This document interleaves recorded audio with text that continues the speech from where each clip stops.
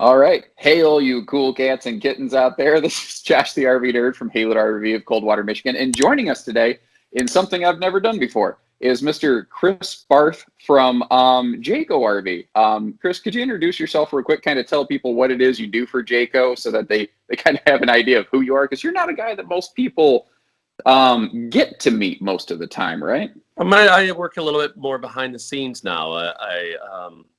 My name is Chris Barth, and I am officially, my title is the Senior Director of Product Development for Jayco's Towable division. So That's a long title. it's a long title. It looks great on a business card, but no. What that basically means that I do is I lead a team of what we call our product directors. Each of them is in charge of the different segments of the company in the Towable group, and I lead that team. And we decide what's going to go in the coaches each year. We decide on not only content, but also positioning, when we need a new product, if there's a new segment we want to address. So we really get into a lot of different things there, but when really cool new bells and whistles come out, we get to testing on those. We work with R&D, we work with engineering. Stacy Stewart, who is our interior designer, she's also on my team. So we've got, again, a team of designers, engineers. There's operations folks that are on these teams.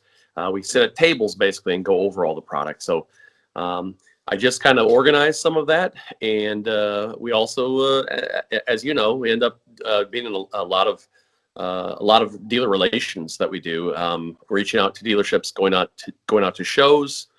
But in reaching out to dealers, sometimes it's again hey, what are you guys seeing? What do you guys hear? Because you guys give us a lot of great feedback, for sure. But when we go to shows, it's consumer feedback directly from consumers, figuring out what is current, hot, what's happening, what are they looking for. Yeah, so that's one of the reasons, folks at home, I asked Chris to join me here. Met Chris years ago before his time with Jayco, and it was just one of those moments I knew right away. We're two RV nerds. We were both just kind of cut from the same cloth, and we got along swimmingly right away.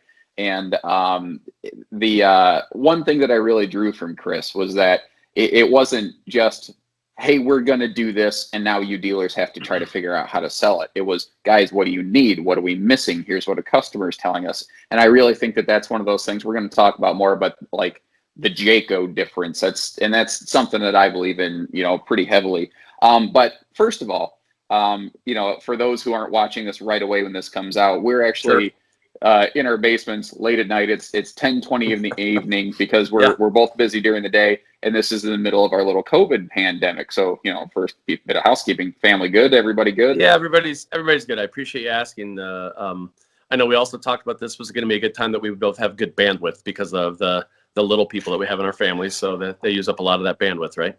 Apparently, there's something going on right now with online gamers complaining that too many people are streaming Netflix and it's hurting their frame rates. Yeah, so sorry. I'm sure. I feel so bad. For those folks. So, just so that people know you're not just some random dude that put on a Jayco shirt, how long have you been in this business? So my family, I grew up in northern Indiana, which obviously, I think you're going to be somehow connected to the RV industry. A lot of people know that Elkhart County, Indiana, is the RV capital of the world. My family moved to Middlebury when I was 5, and so my father had a business that was involved in the RV industry. He actually did exterior graphics. My mother's. As I recall, some of your actual handwriting composed some of the graphics that are still used today. There's still some that are out there. So I was going to say, what my mother's business, she got into a kind of a marketing side of things with some of the RV companies. And so there are a couple of companies when I first started coming out of college in 1996, which were brand new. There was this brand new little tiny company called Keystone RV Company. And I sketched a little K in a circle for the CEO of that company at the time, which now is on a lot of people's shirts and whatnot. Still, I think they just recently changed that up just a little bit, but it's pretty similar still. And then there's another little company that started up in '96, was called Forest River. My father gave me these startup accounts. This little Keystone company, this little Forest River company. There was another one called RVing at the time. And within about 3 or 4 years, my brothers, who were also in the company, were kind of like saying, "Hey, you want to break off a little bit of that and let me have a swing at that thing," because those companies grew very, very fast. So I got a really interesting RV education from being around some of those early movers and shakers. Some of them who I had a pretty long-standing relationship with. I ended up selling my parents' business. I took over my parents' business and then sold it during the recession. Obviously, the recession was a crazy time in the RV industry, as you know. That's right when I joined the RV industry, actually. So that was the only frame of reference I had. That was a weird thing. I was like, what am I doing here? But compared to the last job I had during the recession, much, much better. Yeah. The recession hit Elkhart County pretty hard, and Sure. Obviously a lot of resilient people here, really hardworking people here. We made a comeback, right? I sold my family's business to a competitor, went to work for them for a little while, and then switched over to the OEM side, and that was in 2009. So OEM, man, OEM, I can't even yep. spell that. Yeah, so that's the manufacturing side, and that's kind of one of our jargony things that we say. There's a lot of funny RV jargon that we talk about, but yeah, that just is original equipment manufacturer, right? So that's the all the real manufacturers, right, that are here. So I was a supplier to the industry for a long time, and because of what I did with the graphics stuff, I got to see a lot of brand new products. Because of the stuff that I was working on with my mom's company through marketing. I got to work with a lot of the different people in sales and in marketing at those companies to kind of help to build their brands or build their what they'd call their sales pitch, right? But the things that they were really interested in talking about. So that gave me some good insight into what all those particular companies kind of thought that their flavor was and what they were going after. Yeah, by contrast, I worked at KFC. Well, you got to start somewhere, man, and that's finger licking good. So I think we just got a copyright infringement there. I'm so sorry. But, I don't know, but all I can say is that the Haylett RV website is finger clicking good. So that's awesome. That's good. What nerdism is that? What nerdism is that? We got. I believe we're up to 37 he's in the gonna put it right definitionary. here. That's the brand new one. That was maybe, or yeah. Is that okay? Fantastic. Yeah. So, and another big thing, just to, again, kind of qualify you, and so that folks watching this, I should have told you, you better get some popcorn. Chris and I, like, I'll go, hey, man, you got a hot minute? And I look up, and it's 3.5 hours later, and my battery is dying, and I'm like, dude, what happened? And I'm like, my wife's mad at me. I did this again. I told her I wouldn't do this phone call for 6 hours at home again, and that's why part of the reason we're doing it late, too, because otherwise we'd have to ignore our family for the afternoon. So, every question and answer is going to probably run real long. And so that we're probably going to break it up into little chunks so that Chris and I have a little bit of a break and chance to get some water every now and then. Might be a good idea. This is water, not gin, as far as you know. I don't know. Anyway, it's not apple juice, I'll tell you that.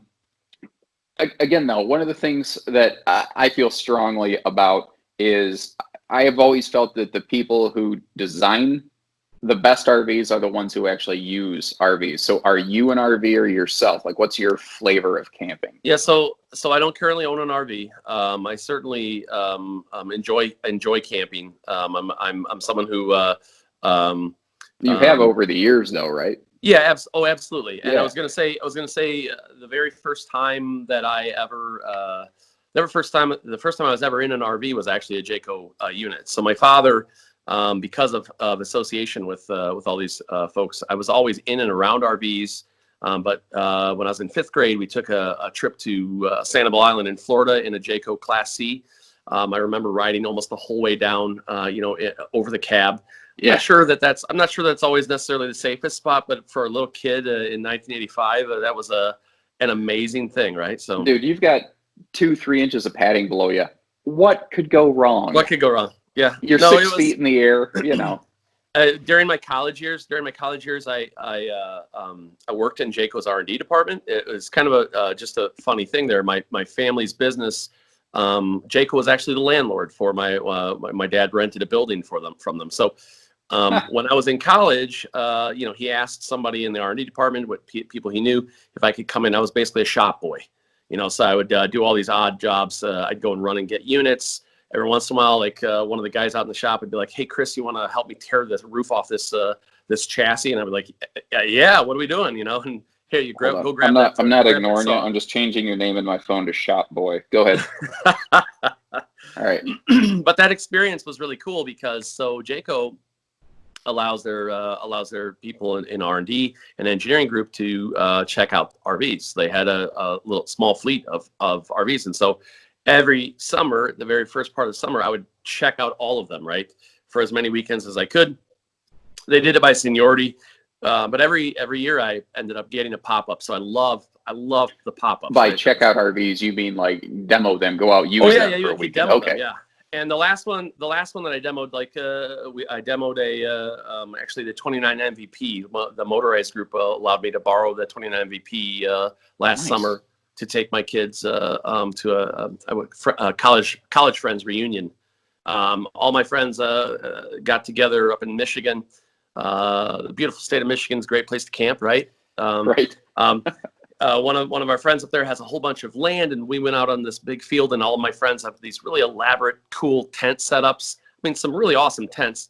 And I pulled up in the 29 MVP, and outside entertainment, and I have all sorts of camping gear, so I started getting all my gear out, and it was kind of a focal point. People wanted to come and hang out near the RV. Sure. But that's that kind of checkout process that we have. Then I had to give them some input and feedback on my experience in the RV, and certainly we work actually with the motorized group with some development as well. So that's why you see some crossover within motorized and like the farmhouse recently. Yeah, the farmhouse thing. Ryan Esch is the director of product development over there.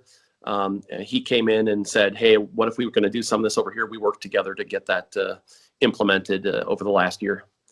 And in fact, that spread all over the place then. Sure. But, I say Ryan's another guy where, I mean, him, his family, just so many roots in the RV business. It's just really interesting. Your company has such a collection of people that have just been in and around this for so long. The family element at Jayco is a really big deal. There are a number of so interestingly, when I started at Jayco in 2014, I had been working at Forest River before and was recruited to come over. When I started in Jayco, my purchasing agent, the guy who worked with me in purchasing at the very beginning, was a man named Wayne Miller. Wayne was, in fact, the guy who invited my dad on that trip down to Florida in that RV. So, and Wayne retired in that first year I was there, but that happened to be his 46th or 47th year at Jayco. Wow. And if you think about that a little bit, about being at the same, from inception basically, and there are a lot of folks that are there that are like that still. It's almost hard for me to actually grasp that, because that person had been there with that company, with those people, was loyal to them for so long, longer than I've been alive. Like, that's amazing, man. I mean, that says, I think, a lot about a company where when people stay that long. There's some cool family business dynamics. I know that you understand that. I grew up in a family business. When you're in a family business, you have a little bit more skin in the game, and there are a lot of other families that are present within Jayco. We've got Daryl Bontrager is still our CEO, so the son of the founder of Jayco. His daughter is a director of marketing, Ashley Lehman. So there's that family element that's there. There's also a bunch of other families. A lot of Millers and Bontragers and Yoders that are very common names in this part of Indiana. Within the plants, we find brothers and we find uncles and father and son team ups, and it's really cool that we have kind of this tight knit family. Obviously, Jayco is not owned by the family anymore. Thor purchased Jayco. But what's really great is that there's still the family, the push As you know, that's something we really pride ourselves on, is that we still maintain that same. I call it a Jayco-ness kind of thing. I mean, it's It definitely it's Daryl calls it the Jayco way, or the way forward. We have talks about this internally. There's a brass plaque in the lobby that basically lays this all out, and that's something I think is really cool. If you ever do come and visit Jayco, back when everything's opened up again, you can come down and see this brass plaque that lays it all out, what Jayco's about, and we still follow that to a T, I think. Yeah, I think there's so much that you said there that really resonates with me. You know, a lot of people are aware of this, but in the RV industry, I'm what's known as an SOB, which means son of the boss. And so, you know, being involved in a family-owned, operated business, having that connection to your employees, it goes deeper, I think. And I say that from personal experience because I haven't always worked for family. And another thing that I don't think a lot of people saw, you mentioned the Thor acquisition of Yeah. Jayco.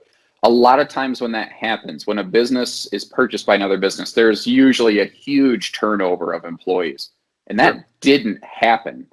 In fact, what I saw were other people that I knew from other aspects or companies pulling into the group. And it's like your group kept getting stronger. And that's one of the things I've noticed is like every team member I see, it's like, wow, that guy's an ace, that guy's an ace, that guy's an ace. Like, I've been around this long enough. You have just a really good team, whether it's just even the customer service staff. Everyone there has just been fantastic to work with. Well, so there's some really strange, I would tell you that there's always some strange talk about that. I talk about that when I go out to RV shows. People ask me about it. I see it on user forums all the time. I see it on Facebook. I see people asking questions about it. They have an idea about what that means when Thor has bought somebody out and what happens.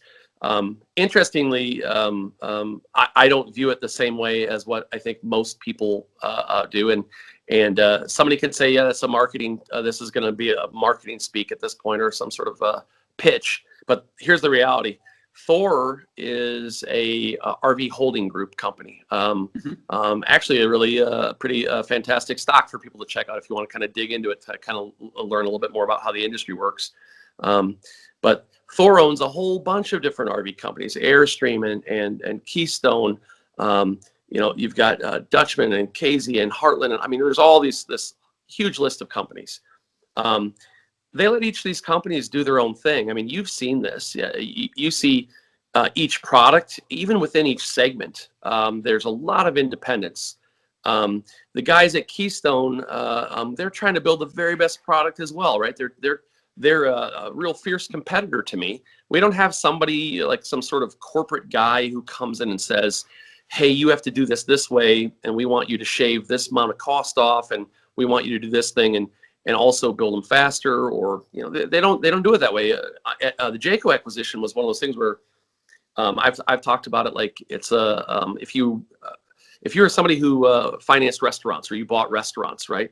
And you knew this nice family or restaurant that had a wonderful maitre d' and great recipe for what all their food was fantastic.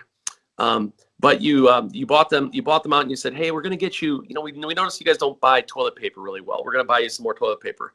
We're going to buy that more effectively. We noticed your time clock setup is not as up to date as it could be. We're going to finance that. We're going to change that. And we're going to pave the back parking lot there. We don't think gravel suits your style. And maybe we're going to do. Maybe we'll pay for a little bit more bigger signage, better signage. There's those kinds of things. For instance, for Jayco was building some more facilities. That I think were really, really a big deal for moving Jayco forward. And those are the things that I think Thor brought to the table. But Thor also gives a ton of independence to all the subsidiaries, and we certainly duke it out as it happens on your lot, right? Sure. You know that with all the different kinds of product that you guys have that you offer. I know that you guys sell RVs, and I want you to sell my particular brand. I love my brand. But I also know that some of the other stuff you have on the ground there are fierce competitors. Awesome stuff that for some customer, it's going to be exactly the right RV for them. I want to convince everybody that I'm building the one that has all the best goodies, and I think Thor saw that in Jayco, and that's why they wanted to purchase them. Well, I mean, when you've been competing against a company that at the time for 15 years in a row made the #1 selling RV on the Yeah. planet Earth, I mean, it's hard not to be interested in that company. So I think there were quite a few reasons. I think it was a smart acquisition on their part. So Oh, absolutely. we've been doing this for 20 minutes. And the whole point of all of this was that there are a ton of questions that people say, why does the manufacturer do this? Why don't they do that? Yeah. And I've got a collection of some of these here. And maybe now that we've gone through our 21 minutes of introduction, we'll actually get dug in here. I told you, Sure. folks, we go long when Chris and I get going. We're not exactly short talkers when we get into this. You've worked at a couple different places. Like, what is your favorite aspect specifically at working at Jayco? That's such a tough question. I'm going to immediately go to the fact that I have awesome people on teams that I work with.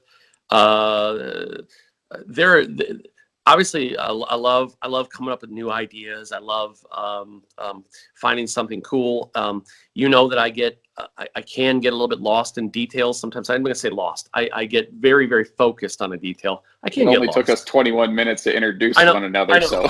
The details are important to me. And I love having a team that can help. So like if I identify something, I say, this is something we really need to do. I don't necessarily need to be the guy who came up with the exact idea. Like I talk about this shelf that's in a couple of RVs that we've built that I like to call the Mervin shelf. And I've talked to customers about this, and it's because I got a guy named Mervin who works at Jayco. He's awesome. This is an Amish the shelf that converts between a pantry and a closet in a lot of those Eagles and stuff. Yeah, right? This is an Amish gentleman who works. He does a lot of prototype engineering for us. So when we build a prototype, and this would be like the unit #1, right? So I show you a drawing, or you show me a drawing. This happens a lot. Josh will say, "Hey, I've seen this, or I like this. What do you think of this?" He and I talk about this. I have a number of dealers that I do talk to about things like this, but certainly since you have a lot of different product in the ground and you are hearing things, we bounce ideas off each other. And so in some ways, again, I go to somebody like him and I say, hey, I have women coming into the coach saying they need a coat closet here. I have other women saying I need more pantry space here. And it goes back and forth. They said, I'm a little bit torn on which way we should go here. I need a pantry here and I need a coat closet here. And he's like, okay, right. So then it's then he prototypes something, he builds something out and shows me what it's like. And I get in there and a couple other people get in there. Hey, what if we did this? Hey, what if we did this? Turns out there's a guy on the line named Merlin, another Amish gentleman. Merlin in his area uses magnets for door catches, and Merlin made a suggestion that maybe this shelf could be held up by a magnet. So this is the Mervin shelf with the Merlin magnets, and I just was like, hey, is there anybody else in the plant that has a really cool name that could get in on this project, because it's really getting fun to talk about. That camaraderie that we have, though, and we have a lot of fun. Both the product director team is really fun. We all challenge each other for sure. Josh is actually in a little bit of a group chat with us there's a lot of nice playful banter that goes back and forth there. And again, if one of these guys, we feel like maybe he needs a push to go a certain direction on something, sometimes I push, sometimes Josh will push, sometimes we push each other. There's the people part of this, I think, is my favorite aspect of working on the team. I would tell you that I really do get into finding a really cool floor plan or feature, though. I mean, especially if it's something that resonates with customers, I get super excited about that stuff. And you're Josh, the RV nerd. I always say this is where I geek out. My big love at Jayco was when I came there was on Eagle. Eagle was my project. And so, and I was, as you know, I was hyper focused Eagle all the time. Fifth wheel folks are absolutely RV geeks, right? Sure. I mean, yeah, no, I'll confirm they definitely have a lot more I think it reflects the monetary investment, but so much more time, research put into it. They are typically far more self-educated, and when they, even arrive at our dealership, we've been looking for 2 years. Like, oh, okay, well, it's like I just got the idea to maybe do stuff today, so maybe I'm not to that stage of my life yet, but no, that's for sure. Is that they've really, really run the gamut to see what's out Well, there. it's not usually their first RV, right? They've been in something else before. Man, I don't know. Typically, I feel like maybe that's changing. I feel like as people learn more about towability and whatnot, and as larger trucks are becoming more common, I feel like I've seen a little bit of a shift, a little I would change agree. in the winds there. I would agree with you. I would agree with you that we see more first-time buyers in that space than we used to. But it's one of those things like, and you and I've joked about this. I mean, when we're doing training with folks, when they come to the factory, dealership personnel, when they're going to do training with us, one of the questions I always ask them, if I want to know if you're really an RV geek or not, where's the fifth wheel, right? And this is one of those things where, knowing that customer is a little bit more geeky about some of the stuff they're going to ask about, maybe some of the more technical specs.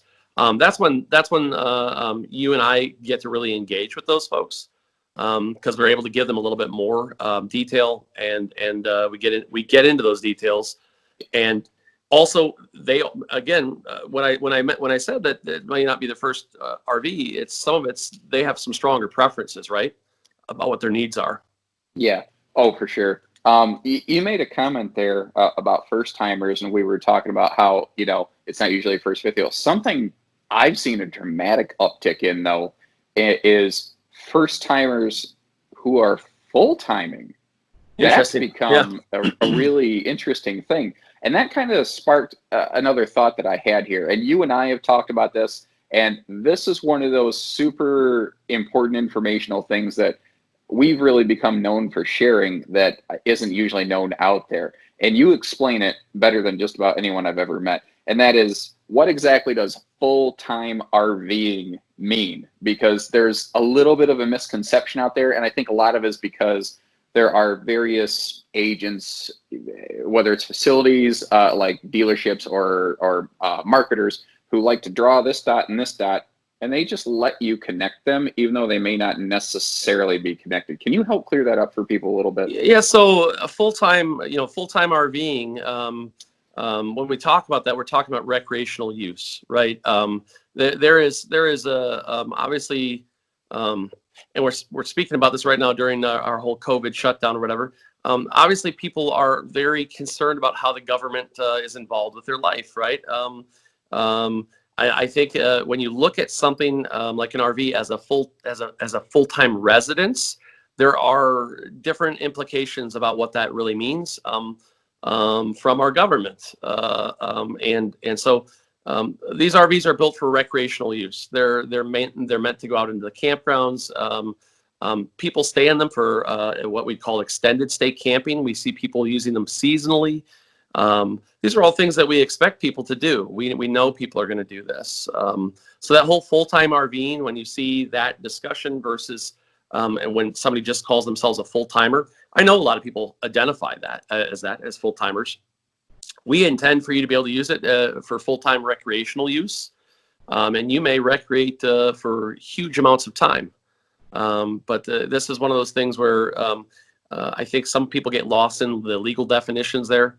What you really need to know for us from Jayco is that we intend to give you a warranty that is better than other people in the business. We want to, we did our 2-year warranty for years now. That's been a thing that we talk about. Some of our competition thinks it's even a little bit funny the way we talk about that, and it's just we want to cover you for that second camping season. We want to cover all the things in the coach, when you say second season, I almost feel like it doesn't really put that in perspective.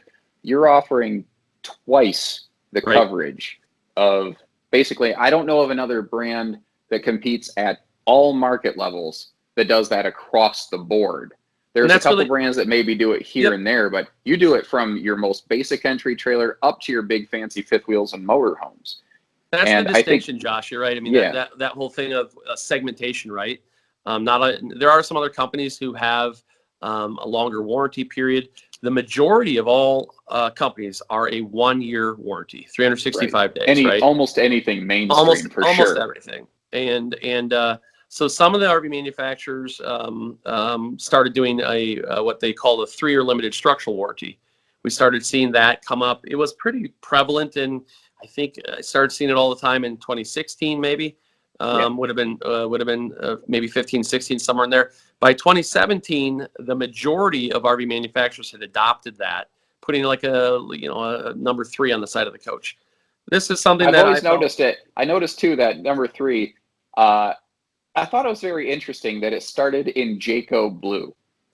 Yeah, the first competitors who put that out there, it was very much in the same style and idea. The same even though font. even though blue wasn't their corporate color, it was a very big Jayco blue number 3 on the side of their coach. And then we had customers saying, "Hey, I saw that one had 3 years, and you guys only have 2." And we're like, "Well, wait, what do you? No, that's not how it works. Right. That covers like 14 or 15 items. Did you read the warranty? Did you talk about it? So we have to have a little talk about that."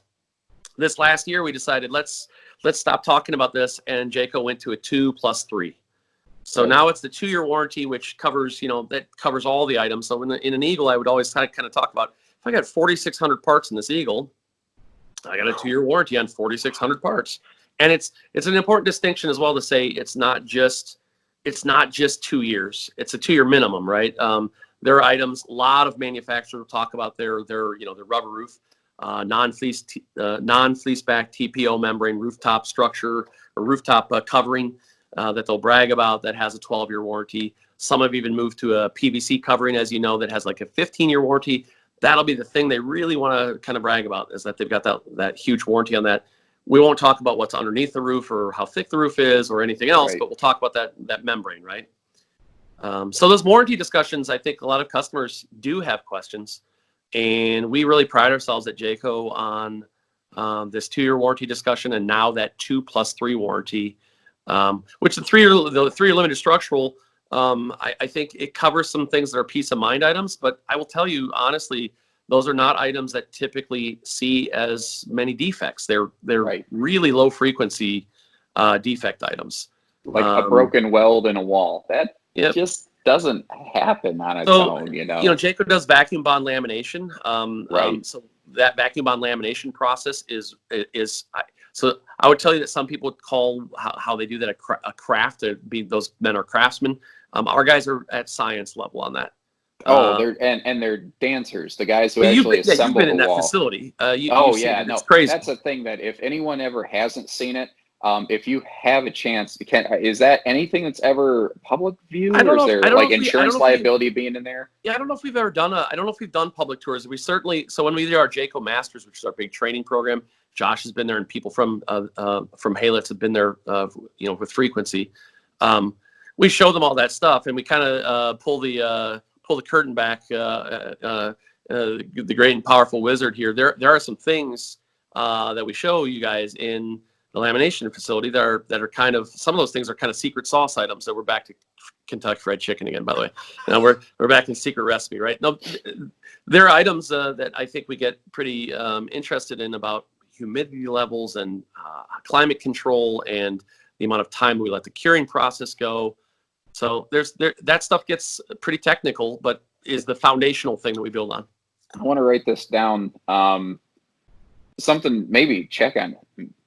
See if there would be any opportunity for me to come down there and record that process, or at least what aspects are non-trade secrets, because I've been, so at Haylett RV, guys, I mean, we have Jayco, Keystone, Coachman, multiple Forest Rivers, Highland Ridge, Winnebago, we have a lot of different brands, and they all bring something great to the table. But I've never seen the dance done around the lamination like Jayco does. It's absolutely amazing how these guys do all these different things. And what blows you away is, as you're watching them, everything has to be done so perfectly, intricately, and in very quick fashion, because there's glues and things that are activating on the fly. And they never say a word to one another. They don't even look at one another. They just know this order, this object, this timing, and it lines up like a machine. It's just amazing watching people work there. That facility is one of the really I think kind of key elements to building something correctly for us. It really ends up being a one of the, well, we call that our stronghold VBL. We branded it out that way, because we really wanted to bring a little bit more attention to that process. It's one of those things where I feel like, if you look at a lot of our product, again, being laminated product for weight, and you get a beautiful look on that. You want to do that really, really well. Yeah. You want to get your frame correct, and obviously Jayco, as you know, we brag about how we design all of our own frames. Depending on who builds it, we use multiple builders for our frames, but we design everything. We have a huge engineering department. Floors is something we design ourselves. Walls we design ourselves. So you look at all these foundational items, and each of these things, as you know, Josh, we have a little bit of a different spin on it. We do vacuum bonding versus pinch rolling, and on our flooring we do plywood, 5/8 inch tongue and groove plywood. This is what you'd find in a residence, and not everybody does it this way. Yeah. Jayco has found this to be, and this is something that you and I have talked about a little bit, is, hey, why do you do it that way? Well, Jayco's got a 2-year warranty, and realistically, some of these better methods that we do, they can cost a little bit more. They can take a little bit more time. They can even, again, be heavier, which can work against us in RV, right?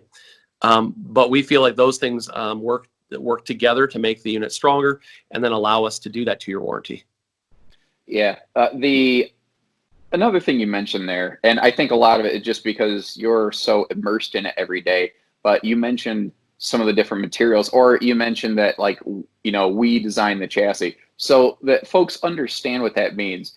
There's a couple companies, there's really 2 primary chassis suppliers out there, and they have their catalog. Okay, you want a 30-foot trailer, you want a 26-foot trailer. Okay, you want one slide. Okay, here's your chassis. And Jayco goes, no, I don't want your catalog. I don't care about your catalog. We've done all the engineering. We've done the draft work. We've done the computerized stress finite element testing, and we want it built this way. And one of the criticisms that Jayco receives is that you're overbuilding it. You don't have to do that. You don't need the extra load capacity in the roof or something like that, or you don't need the extra gusseting on that chassis.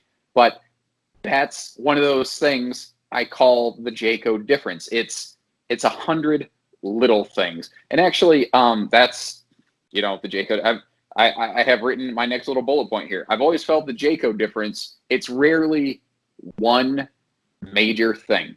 I've always kind of said that it's more like it's like drops in a bucket. If you just set a bucket outside and it's lightly raining, an individual raindrop, nothing really to write home about. But very quickly, that water level, that bucket fills right up. Sure. And it's 100 little differences. You mentioned like the chassis, you mentioned the plywood floor.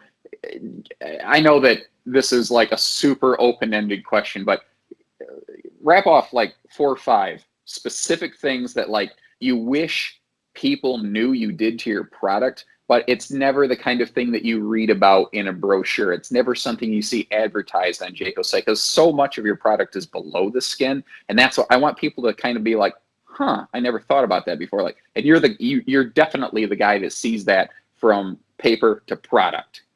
We definitely have some value hiding below the skin, right? So underneath the pretty vinyl floor, behind closed doors, inside of your rooftop structure, we do have some value there that maybe gets overlooked many times. And I know how customers are, working with them at shows for years and years here. We get very excited about the floor plan itself. Obviously price is a factor. Some of these bells and whistles that can jump out at you like right while you're there. But the build, man, the build has to be correct. And I know that you can feel more confident about selling the product as well. When that's why we bring you guys down to the factory to look at stuff. When we say, hey, this frame has more cross members. There is an extra gusset here. This is built out a little bit more This is specifically engineered because we saw something that was a problem in the past. So the 2-year warranty informs our design process, right? So it tells us, hey, you guys had a problem here. Okay, let's build it up a little bit better, and maybe that means an extra outrigger in a space, or extra cross members in an area. Now, to their credit, LCI, Lippert Components, which is one of the frame builders, and Norco Industries, BAL, who's the other frame builder, they definitely have their own standards that you must do. And so I want to make sure we're really clear on that. They will let somebody build an absolutely dangerous frame. They have their standards, but there are certainly ways that people skimp. And in some cases, they're like you said, they're going to say, I'm not skimping. It's one of those things where it's a difference of opinion, right? Our guys say this is what you need to have. And so like I complained at one point early on when I started at Jayco, that one of these guys from one of these frame companies was saying, you guys have a lot of money, built in here, and you've added a lot of steel here. It costs you money. It also adds weight. You're overbuilt, like what you just said. And the director of engineering at that time said, don't ever say that again. Don't, we're not overbuilt. Everyone else is underbuilt. Now, I can say that that's just that guy's opinion, but that is a prevailing opinion at Jayco. Right. It shows through the product, I think. We want to overbuild.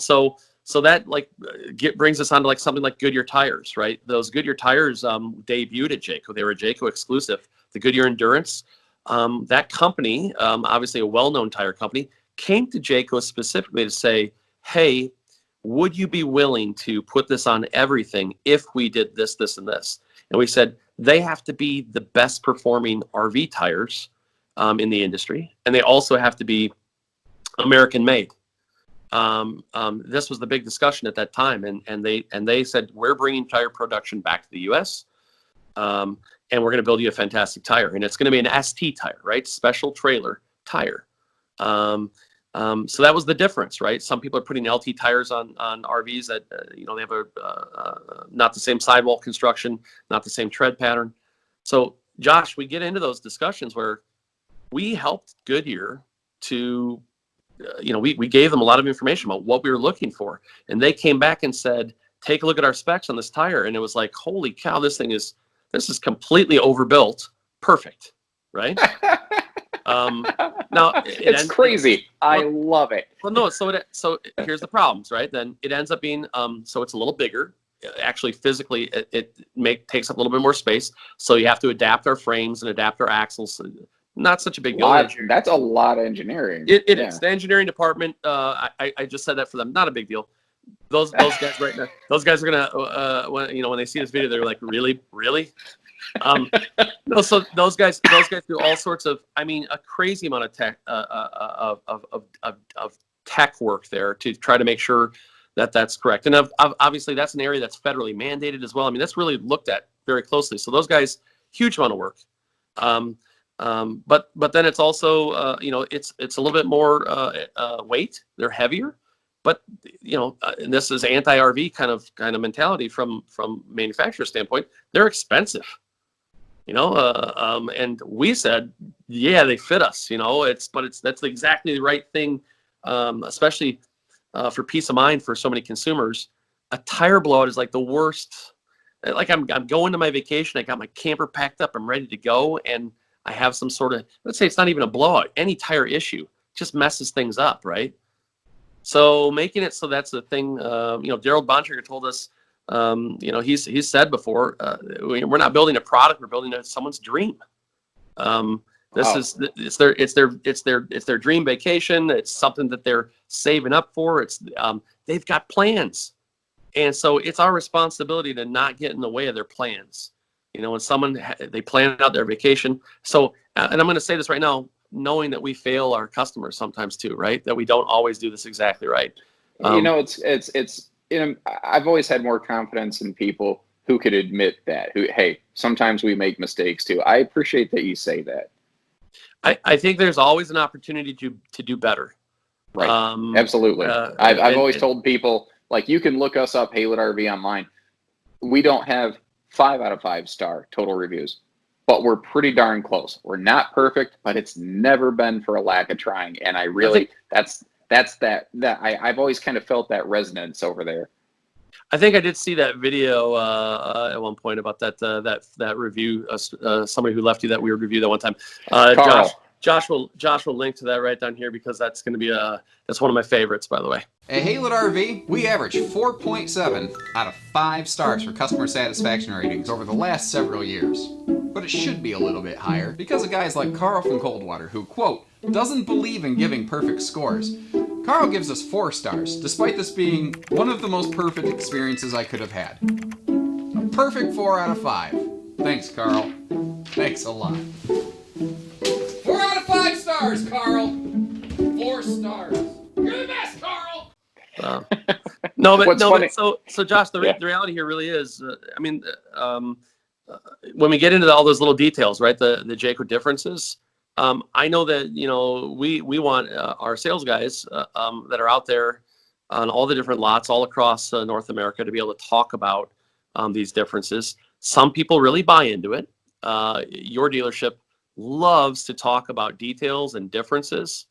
I learn stuff about competitors' coaches by watching your videos sometimes, because it's something I didn't realize they were doing that. That's interesting. I think it's funny. You'll send me, like, all of a sudden I'll get a text, and it's Chris Barth from Jayco, and it's a screenshot of my video with a little, red digital crayon circle on it, going, when did they start doing this? Yep. I like to keep track of what everybody else is doing in the industry, and we got a lot of people here who are thinking really cool thoughts and trying new things all the time. We do have that R&D facility at Jayco, I will tell you, that is one of the unique things about Jayco. I work there in the summer, so it's kind of been near and dear to me, but we have some awesome guys out there. So there's some old timers out there who've been doing that stuff for a long time, so they have forgotten more about RV build and design than I know. We've got some really creative folks out there. A big shout out to Tom Delvecchio and to Pat Luking, and there's a whole bunch of these guys that do a fantastic job of testing and testing and testing. We've got quality control folks that are working in there. We've got people who do codes and standards. Terry Current is a gentleman that is kind of well known in that space for he helps to write the standards for the RV industry type thing, right? Wow. So Jayco's facility, their R&D facility, ends up being a kind of a breeding ground for a lot of other innovations within the RV industry. We are very, very frequently beaten to the punch. We aren't always the first one to get something. But usually when we are putting it in, that's when the testing has been completed. I don't know. Another thing I wanted to mention is something a lot of people don't realize is it's your company. I've never seen them just throw something out there onto a unit that hasn't been tested extensively. And we're going to touch on a couple of those things in a little bit here. But I've actually, like, Chris will tell a story. There's this thing called Jayco Masters where dealers like me are invited in. We go through every single one of their factories tours, see them get built from chassis to roof. And it's such a cool experience. It's like a factory tour on steroids, basically, guys. But I've gone to like 10 of them now. And every time I pick up, I learn something new. I see a thing I didn't see before. But one of the things that has been said at Jayco Masters is what a lot of companies will do when a part supplier, like let's say company X comes up with a cool water heater, and they say, hey, we have this cool water heater. We want you to use it. Jayco goes, okay, give me one. I'll call you back in 2 weeks because my engineers back here in the cave, they need to play with it for 2 weeks. And it has to pass, or else it just doesn't get used. At that point, it's not how much does it cost, it's does it work first. That's the number one question. Yeah.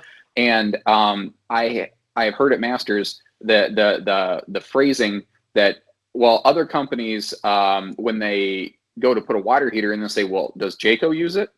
Oh, then okay, I know we can use it because they've already let someone else do the testing. It's sort of like, I remember the CEO one time of Burger King, they were saying, what's your marketing strategy? And he goes, marketing strategy? we just see if there's a McDonald's within 30, 3 blocks. And if there is, we're going to make enough money. They've already done the research. So Jayco's always been that research leader. And we'll talk a little bit about how sometimes that does mean you're not the first or the fastest to adopt something, but it's because you always know it's right when it's on a Jayco. And I can confirm that because remember I named those 6 companies that we feature, 5 of these other companies. I have heard from at least 3 of those. We saw Jayco was using this, so we knew it would work. So we started incorporating it into our RVs as well. So that's an actual thing. So we've gone for about 50 minutes here. I need to get a drink and stretch my legs real quick. And then I think we've got some really fun, interesting stuff for people to I would just cap that off. I would just cap that off by saying, you are an RV nerd, and I appreciate that very much. My company is full of RV nerds, right? And that's really that big difference. I think is I think that you can see it in the product, and I'm excited to talk about it a little bit more. I reached out to a couple people who are like diehard video fans, and I know that there's someone who's going to be like, "Well, why didn't you talk to me?" You have to understand how many people I know and I talk to. There are days where I just have to put my phone on do not disturb mode because I've got dozens of people asking me different questions or different video things, and I love that they want to know what's under the skin. I love the educational part of my job. But one of the questions I got, and I get it constantly off of our videos we put out there, is why does Jayco continue to use this terrible floor vented heating? And I don't think they realize there's extremely good reasons you do it.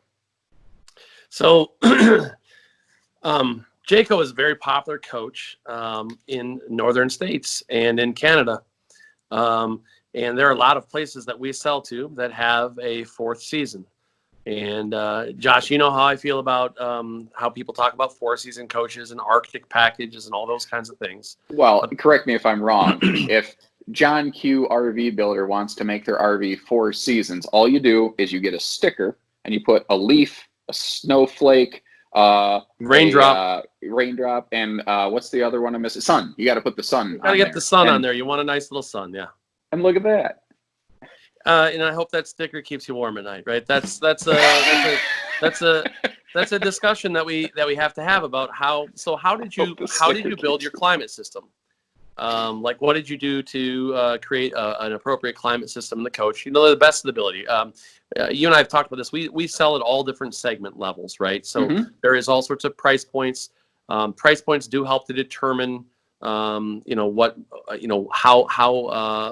many bells and whistles, how big of a furnace, how big of an air conditioner, what kind of ducting.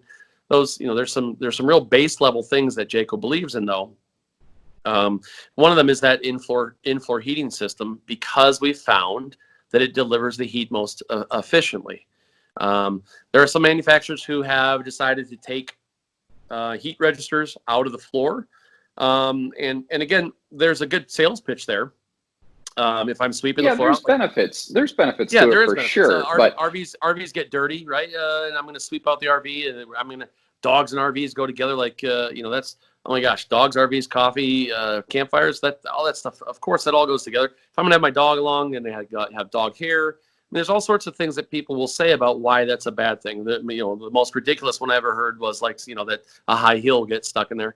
That is something that I actually heard. Who is camping with high heels? Well, so it's bound to happen at some point, right? I don't want to. I'm not judging anyone. I do feel that is not the standard of the RVer, male or female. I don't see really walking around in a lot of high heels. So funny, I've heard that as part of a pitch, though, right? From somebody came in and kind of told me the whole pitch on why you take the vents out. Funnier still, I've been at a trade show before, like a trade show where there's a lot of people dressed up, and I have seen a lady get a high heel stuck in there. So it is a one-time ever real thing in my head, and again, I have to laugh it off because of the idea of, yes, these things are true things that could happen, and maybe there are benefits, but did you mention the fact that your heating reduces by a dramatic amount? Like, so the thing that it's supposed to be doing, the one job it has, is you got one job. The one job it has, right? The one job it has is to deliver heat. And if you effectively reduce the heat flow by 30 to 40%, which is what our engineering team found, this is one of Because those you things tried it. Like you guys said, we did. okay, that's neat. Let's try it, right? We built an Eagle 317 RLOK, which is a popular model. Popular, Yeah, we decided we'd build that one without the prototype of that was built without in-floor heat. It had heat ducts coming out of the island, and using kind of a 4-inch flex duct hose into a boot, then coming out of the island. And we thought we had a pretty cool thing there. And the initial test came out that it was pretty good, until we built the next prototype without it. And again, it was, I don't remember now in my brain, it was a 30%, but somebody recently told me it was a 40% change, which is why engineering basically told me that's not something we're going to do. There was even a concern about that the furnace would not operate correctly, because of like back pressure. Yep, because of the way that we test, how heating and cooling systems work. That R&D team tells us whether or not we successfully built the coach the right way, and then engineering will change where ducts are located. Like sometimes in a Jayco product, we'll have customers come in and go, I don't really like where that duct is located. And they don't really, and they're like, can't that be moved? And it's kind of like, yeah, it could be. In fact, we had it moved to a different spot, but then when we tested it, that's where it goes if you want to have the maximum output for heat. So there's some of those things that get a little bit rough. Yeah, you're very popular in a lot of northern and states, Canadian provinces, where it gets cold. And that's, I think, the biggest reason people need to understand. Floor vented heating systems are significantly more effective at actually delivering heat to the RV. I've put a different video out. We're gonna have a collection of links down below this thing, but yeah. I put a different video out where if someone's like, yeah, but the kid dropped and it doesn't want, I don't want the kid to drop M&Ms down there for like $6 delivered to your store with an Amazon Prime account. You can get floor register filter pads that prevent that from happening without killing your airflow. So you can have the lack of debris while still having the superior heating. It's very, very simple. Another go ahead. I was gonna say, I know we're not the only manufacturer who has found this as well. I mean, you sell some other brands that have actually put that in their brochures recently, talking about that this gives you better heat flow, and it is something that you need to be aware of, folks, if you don't have it this way. So interestingly, every once in a while I get to take a look at competitive product, and maybe we do a little deep dive on it, maybe we do a little dissection, maybe we want to take something apart, take a look. I'm going to send you a photo of something that we recently saw when we took apart a competitive coach that doesn't do the heating in floor like we do. And when we did our research on this, what we found is that the whole room, and this was about a 41.5 foot long coach, almost 42 feet. Wow. That main room of that coach, the whole coach heat was delivered by one 4.5 inch hole in the floor. Now that hole in the floor came up into a plenum kind of setup and shot out two sides of the island and out the back.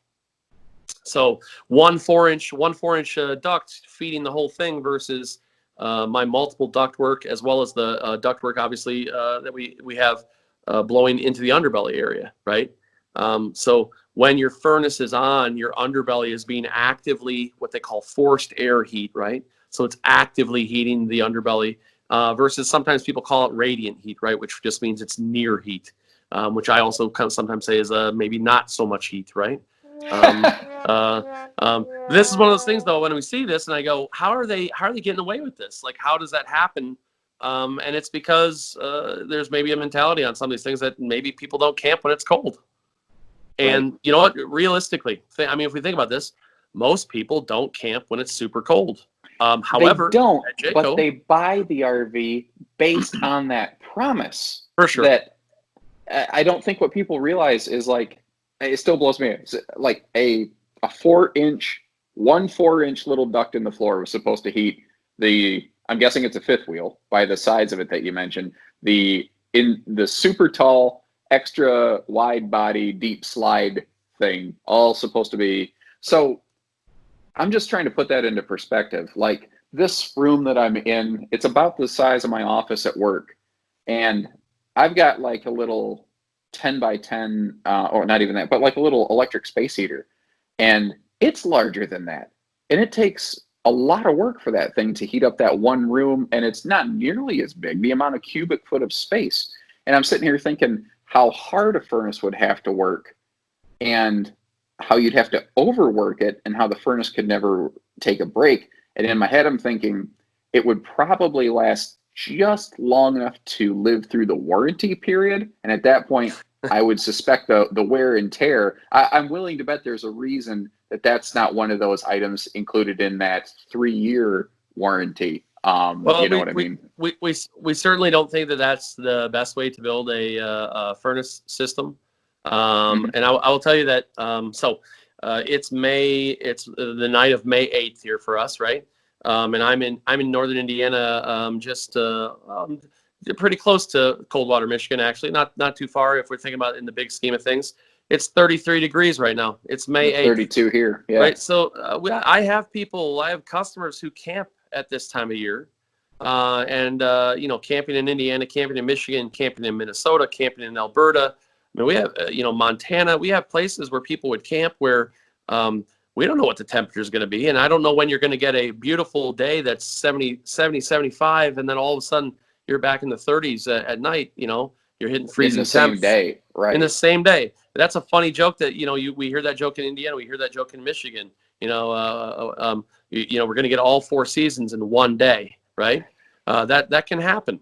And we sell to a lot of places that are like that. In fact, Jayco tends to be extremely popular in places where there is a real 4th season and a lot of weather, a lot of temperature change. So having a good furnace system is one of those key things. Similarly, it's fantastic to have a great air conditioning system, right? And we hear kind of strange talk sometimes about racetrack, or we hear all sorts of different talks about air conditioning systems. We feel like we're doing that best. We call it our Helix cooling system. It really speaks to a specialty ductwork design, as well as doing a whisper quiet setup. I know that you in your videos will point up to the ceiling sometimes and tell people to take a look at those air return vents, right? Because they don't see the cooling grate. They don't see the air conditioner actually plunging through the ceiling. Oh, sorry about that little technical issue there. Again, that's why I wanted to do this at night when there wasn't as much bandwidth getting eaten up. No, you were talking about the Whisper Quiet air system, and that was RV Nerdism number 37. If you don't see the square, then you won't hear the air. And that's one of those that I know, and I always know that number 37. That better not ever show up in your brochure. You owe me something for that. Number 37 is one of my favorites. You know, what'd be even funnier if you called it like the like System 37 air system. Like anyway, but it's not the worst thing I've ever heard in RV for marketing reasons. I'm just telling you that I've heard way goofier stuff than that, right? Probably. I'm pretty sure that I've added weirder stuff at one point or another there. So I'm a big fan of, as I told you, I think I told you the other day, Starlight. What was it? The Starlight system. Starlight yeah, system. The patio lighting on that trailer. Sets off what they call the Catalina Starlight system. Starlight. My little girls had me rewind one of Josh's videos like 4 or 5 times because he added some sound effects, and I think it was some swans, or there was something. It was a good one.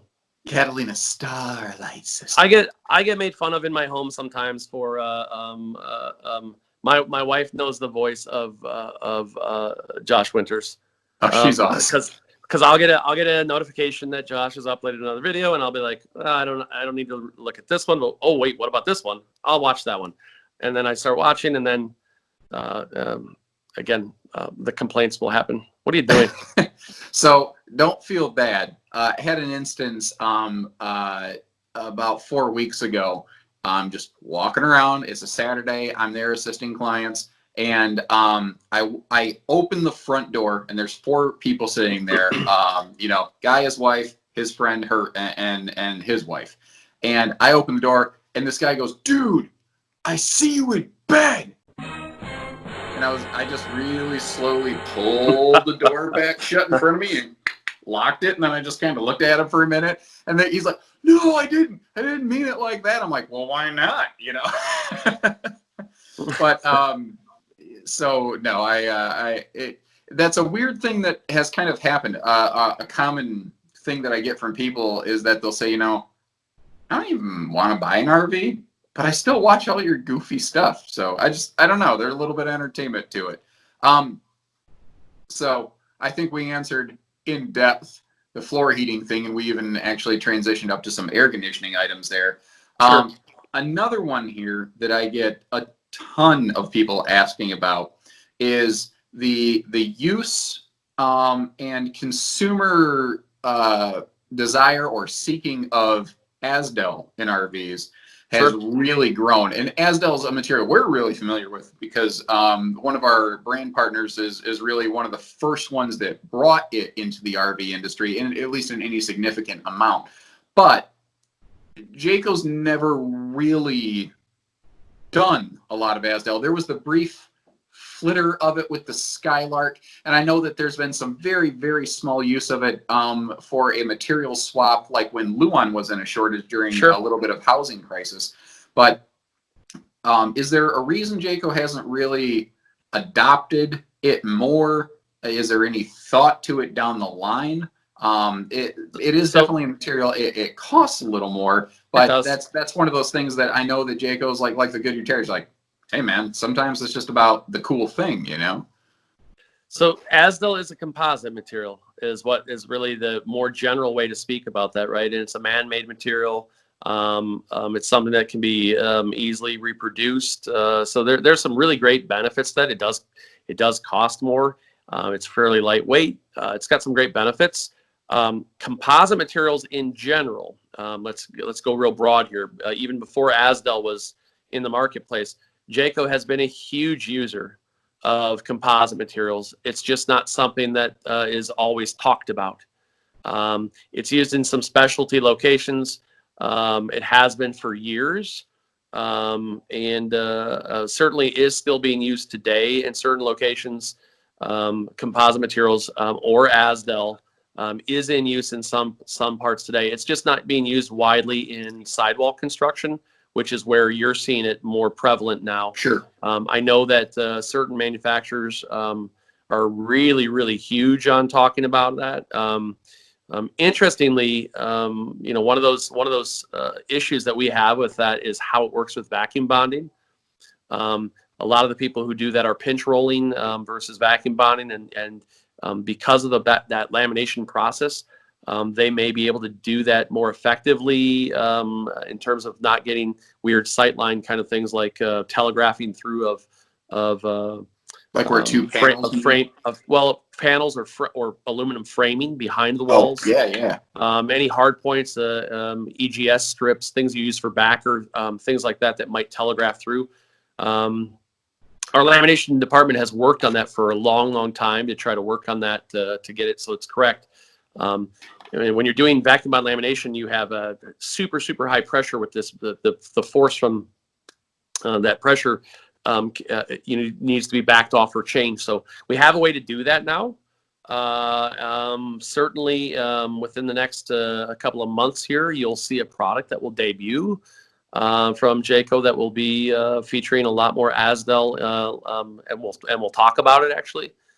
We are pursuing multiple composite materials, as we speak in different locations, and for the sake of discussion, have been for years. Mm-hmm.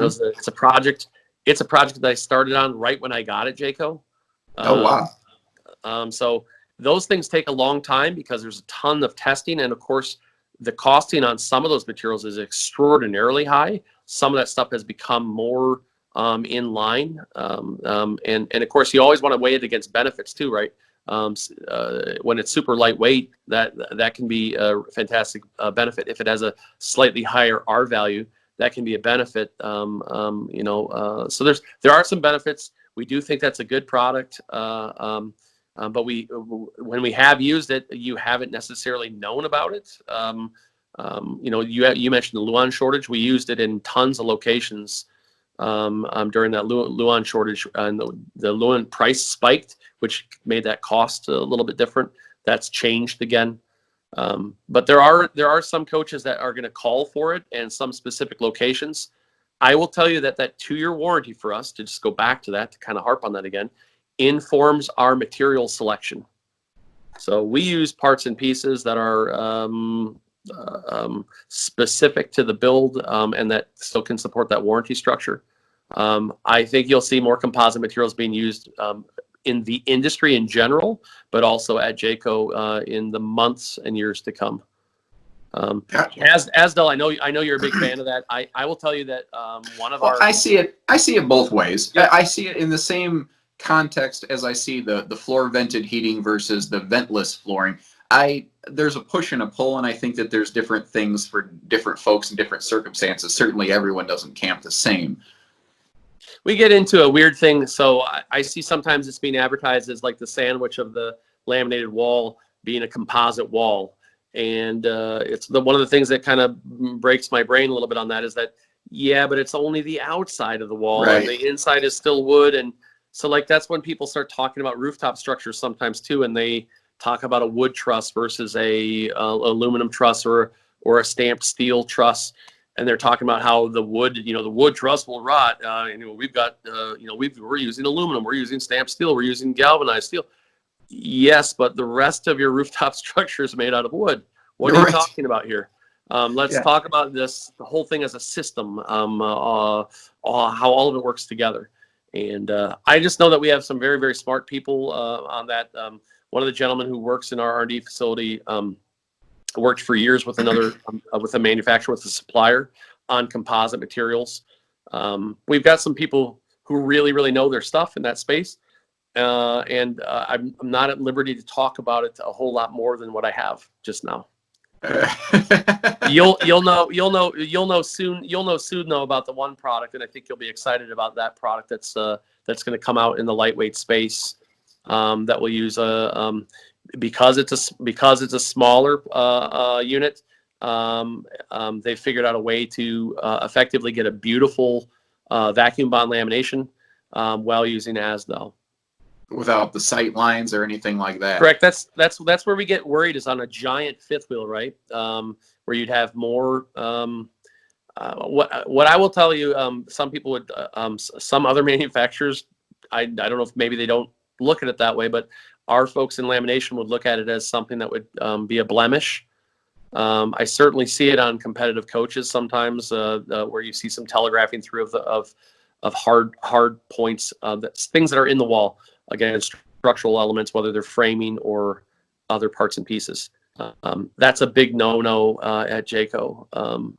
We want a beautiful, smooth, glassy-looking wall on those high-end products. Gotcha.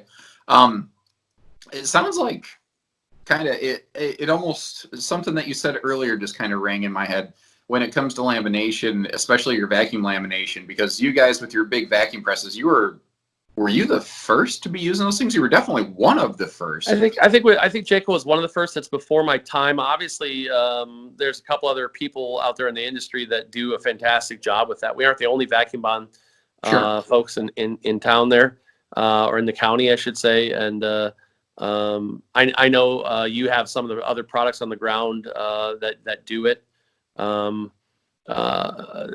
It is, I think, certainly a factor in whether it's, we have a guy at Jayco named Myron Miller who actually just was promoted here recently, who ran our lamination facility for a long time. Young dude, but absolutely brilliant about the way I've met him on the tours. Yep. Absolutely passionate about the lamination process, how that works. In kindergarten, he must have really loved like the paste and the paper, because I mean that's just like you can tell. He was all about making sandwiches, man. He liked to put things together, right? But I used to brag a little bit about that. I could call Myron on a wall and say, "Hey, I'm looking at VIN number this, and this, and can you tell me what the pull test values are? Can you tell me?" He could tell me what the temperature was in that building at that day, what the humidity level was. I mean, there's some science there, and I call somebody like that out again because the people at Jayco are where we see a big difference. These guys are super passionate about the part of the unit that they put together, and in the lamination department, those guys are actually supplying the rest of the line. So they almost are kind of a supplier or a vendor within the organization, kind of a vertical integration kind of thing. Just like how our mill room, the guys who do all the work in the mill room, that they kind of supply the whole facility. So there's all these people that are working together to build the coaches. And when you come in the factory, when you've been in there, you see like all that work that's being done in the mezzanine. It's like the factory above the factory. Right. Yeah. We have a whole like cabinet shop that's working up top, moving things around, and then that comes down that chute. And I know you have some photos of this kind of stuff. It's always that really cool thing where stuff gets brought out to the line. I don't have a photo of that. Well, maybe I'll have to find you a photo of that. That is something that I think whenever we have plant tours, that's something that people typically love to look at is there's kind of this chute system, right? That as the coach goes through its frame and gets the axles put on and all the underbelly stuff and gets flipped around. We have the big frame flipper thing that is very exciting to kind of watch. And then it rolls past that station, and all these items come shooting down this little ramp that are all these kind of pre-built chunks of that specific coach. An island and a vanity and an entertainment center that get all assembled. Then, I'll tell people this: and I've said this for a long time, if you're only going to go on one factory tour, definitely try to take that stop in Middlebury and go on a Jayco factory tour. I've been on a lot of different ones, and I've seen some very, very cool things in a lot of different places.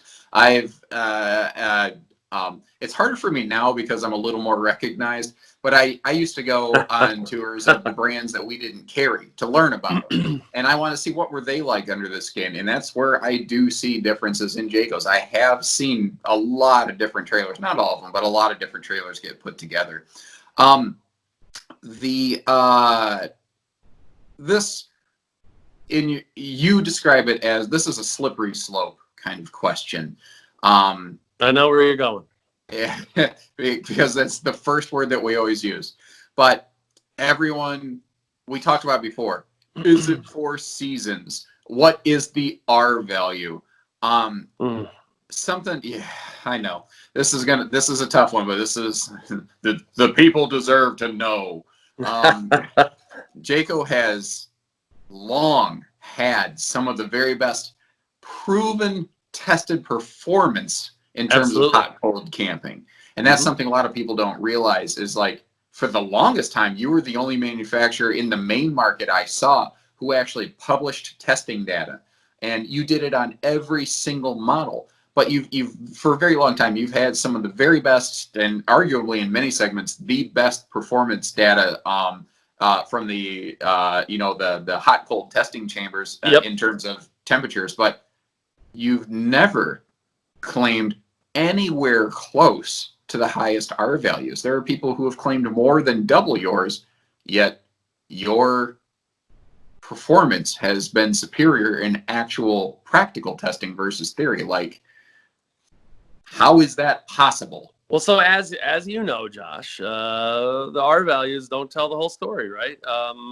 It feels like the R values are becoming a story anymore. This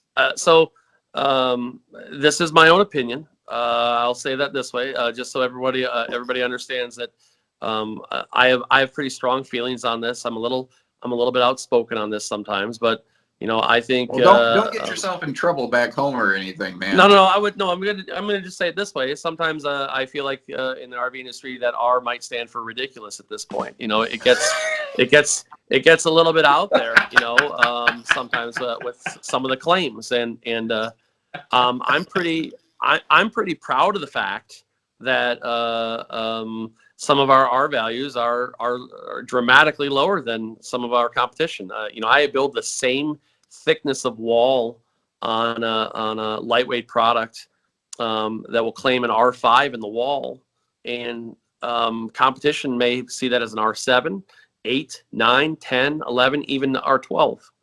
I have no idea how they do it. Obviously, there's a discussion, I think, sometimes about bigger is better in terms of R values. I always point to this whole thing where we can all talk to our blue in the face about how high an R value is. And a lot of times we're using phrasing like calculated R values, which is a real thing, I think, to be able to talk about something that has an asterisk and talk about under certain specific conditions, you could see an R value equivalency of this level or whatever. I'm not in that space in terms of knowing exactly how all that stuff is calculated. What I do know is that performance is what makes a difference here. We do the testing part of this. We call it our climate shield at Jayco, which talks about the environmental systems, the furnace, the air conditioning system, in conjunction to different kinds of insulations that you use, whether it's the dense block foam that's used in the sidewalls, or fiberglass bat insulation, many times a double layer, whether that's an R7 or an R11 that can be doubled up sometimes. So if you double up, for instance, two R7s, you don't necessarily get R14 if it gets compacted down. I mean, I've seen your videos on this. You're very much in the same vein as I am on that. But we also have this really crazy thing that I kind of point out to people all the time. Everybody loves windows, right? I mean, right. This is that. So I never go to a show, or I never get a dealer like yourself tell me, hey, I want you to build me that. I don't want any windows on it at all. Kind of give me like build it with less windows. Yeah, no one's ever asked me that. Let me get that little bit of a kidnapper van kind of thing going on there. Nobody asks for that. Everybody, every single time they ask for even more. This is the question I get from all the mommies that come into the coaches are telling me every time if you just had a big window here, I just would love to see some more natural light here. And by the way, I always talk about moms and women in these coaches because I would tell you that more often than not, that is who I'm selling to. Women really, really inform us on how they want those coaches to be built. And that's not a sexist thing or a generation thing. I don't think it is. And actually, one of the things I do when I'm assisting training a new person at Haylett RV is I tell them, remember this, the lady of the house across from you, she controls 50% of the finance and 90% of the romance. It is not a democracy over there. No, I really think that when women come in to look at coaches, they experience them a little bit differently, and so we frequently hear women talking about natural light, wanting to open up the coach a little bit more. Many times, families will come in and tell us that their coach faces a certain direction. They want a big window across the rear of the coach because of a lake or a view. So every single time we talk about big giant windows, and I like to deliver coaches with big giant windows. I think they're beautiful, right? I want to let the outside in a little bit, right? We have to talk about that. All of those have an R value of 0.78. 0.78. It's not even 1. 0.78. And somebody says, oh, no, I'm gonna, I got the dual panes. I want with thermal panes. Well, for the most part, there is no thermal pane, right, in the industry. That being you'd have an inert layer of gas, right? That we don't do that, but we do offer dual panes, and Jayco does that as well. Sure. And that increases your R value by 30%, which is fantastic on 0.78. Josh will put the math down here to show you exactly. It's one right there. It's not great. You're still at R1. So somebody can claim some crazy high R value in the rooftop structure or something like that, but you're really talking about every single one of those windows is R1. At best. At best. So you have to be able to talk about this as like, that's not how it works. It's all these other things then. It's how well does that air conditioning system work for cooling, and what did you do in your rooftop structure? Is your roof rafter tall enough that you have some air in there, right? That it didn't crush all the insulation. Right. Radiant barrier insulation is something that a lot of folks use to get much higher R values. That's where you get into that calculated R value discussion. And radiant barrier insulation is a fantastic insulator. It's just not one that we talk about in terms of R value. It's blocking radiant heat. There's things that again that you can get into a discussion there about why it's a fantastic thing to be used in conjunction with other insulation materials. Right. So we do that, and you see that in Jayco's. We put that stuff in a lot of different places. In fact, we use I see you guys put it in a lot more places than and a higher grade of it, actually. Like, yeah, exactly. I think exactly. one of the easiest ways, here's a way people can actually do that. If you go to like Eagle, North Point, Pinnacle, Talon, Seismic, fifth wheel, any Jayco fifth wheel, Yep. open up the baggage door compartment in that pass-through under the bed bath deck, take a knee and look up, and what you're going to see, it looks like tinfoil coated bubble wrap. And if you look around, start looking at other brands, you're either going, like, most of the time you won't see anything. You might see raw exposed wood in some cases. You might see OSB, you mean? a plastic black woven blanket looking thing, which is a fine material, but not an insulator.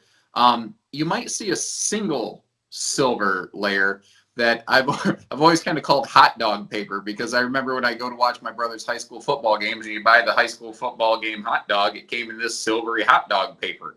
And that's one of the very few areas I think you can literally see. The thing I keep going back to is Sure. the Jayco difference, you know. But that's a way that folks at home, maybe you can start to physically connect to some of that the next time you are able to visit a dealership like Haylett RV, and you'll see some differences there, I think.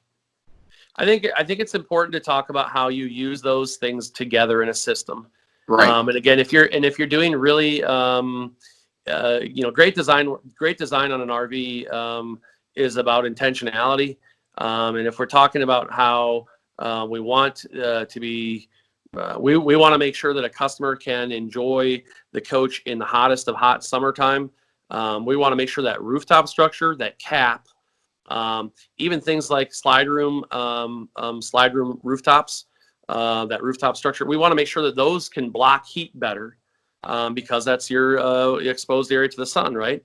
Sure. For heating, and everything we do in cooling is through the rooftop structure, right? For it's the flip of that. Everything for heating is through the floor structure, and so we want to make sure that our floor is really well insulated as well, right? And that means keeping those holding tanks nice and toasty. We've even gone so far on some product to put in extreme weather packages. There's other things you can do to even go further. On our J-Flight product, there's things you can do to build up, right? You can add insulation packages. We have ways to do this. What I wanted to tell you is that by the time this video probably comes out, we'll be announcing that the White Hawk product is now in the Climate Shield group as well, right? It was Eagle on up. White Hawk just passed all of its Climate Shield testing, which took about 6 months for us to kind of go through and to verify. And it's even things like making sure that our engineering team, Aaron Bauer on that, who leads up that team with John Fisher, who is our product director that you know well. They were just talking about this very excitedly in the last week here about that this passed the testing, and they need to change a couple little locations in terms of where ducts blow down into the underbelly to get a little, so it's more directed right per floor plan right on those holding tanks. That was the only thing the engineering team identified as a potential change to make it so it's an even greater airflow. So even before those tweaks, it was passing the same testing as an Eagle, a North Point, a Pinnacle. It's one of those things where we want to verify the test though, and you have to have all those probes throughout, and it's one of those things. John had been pushing on that for the last year, trying to get it correct, but we can't claim that claim until we've done that test. And so our engineering team. Why not? Every other person does. Well, so Jayco is very particular about that stuff. We went through what's effectively a business Zoom call kind of thing with our engineering team where they showed us all the data. And I'll tell you, I get a little bleary-eyed looking at some of the calculations that they put up there. But they basically are telling us, get past this test, this test, this test, and this test. And here are the things that we see that are potential spaces that could be improved. It passed it, but let's do it even better. Wow. And that's the stuff that I really dig that when they show us that kind of stuff. That That's gets me cool. super excited. Because I've said in a bunch of my videos that because you've never done the test, because you never made the promise, I would never make the promise because it's just not right. But that I've always felt, looking at them, White Hawks do all the same things an Eagle and Eagle HT do. You just hadn't done the testing yet to prove it. That is super, super cool to hear. And I think a lot of existing White Hawk owners are going to find that very, very interesting as well. Yeah, so not a whole lot, like I said, not a whole lot has changed in terms of the build out from 2020 product to 2021, but we will be talking about that it has passed climate shield testing in 2021. Sure. And so that Chris and the legal team don't have a heart attack. What I am not saying is that he just promised that your 2019, 2020 White Hawk now magically is covered under some greater coverage. That wasn't in the verbiage at the time. What he is saying is that moving forward, they will be able to make that commitment. So does that? Absolutely. I will tell you, Josh, what are you doing, dude? Yeah, climate shield is really our way of talking about it to telling customers or talking to customers about that we have done testing on this. It's not about our values. And again, you hear me joke around about this a little bit. I do the R value discussion with in training when salespeople come in. We do the big Masters presentation, and I always point to the Jayco logo on my chest, and I talked about how our values are very high at Jayco, right? The R values thing puts customers on edge a little bit because sometimes they hear a ridiculous number or a very high number, and sometimes they start asking some questions like, that's really strange. Product A has this number, product B has this number. The Jayco unit has when I asked, it has a really weird number. Everybody knows that bigger is better. And so rather than playing that game, I want to ask people, hey, how are you going to really use this, coach? What's your plans?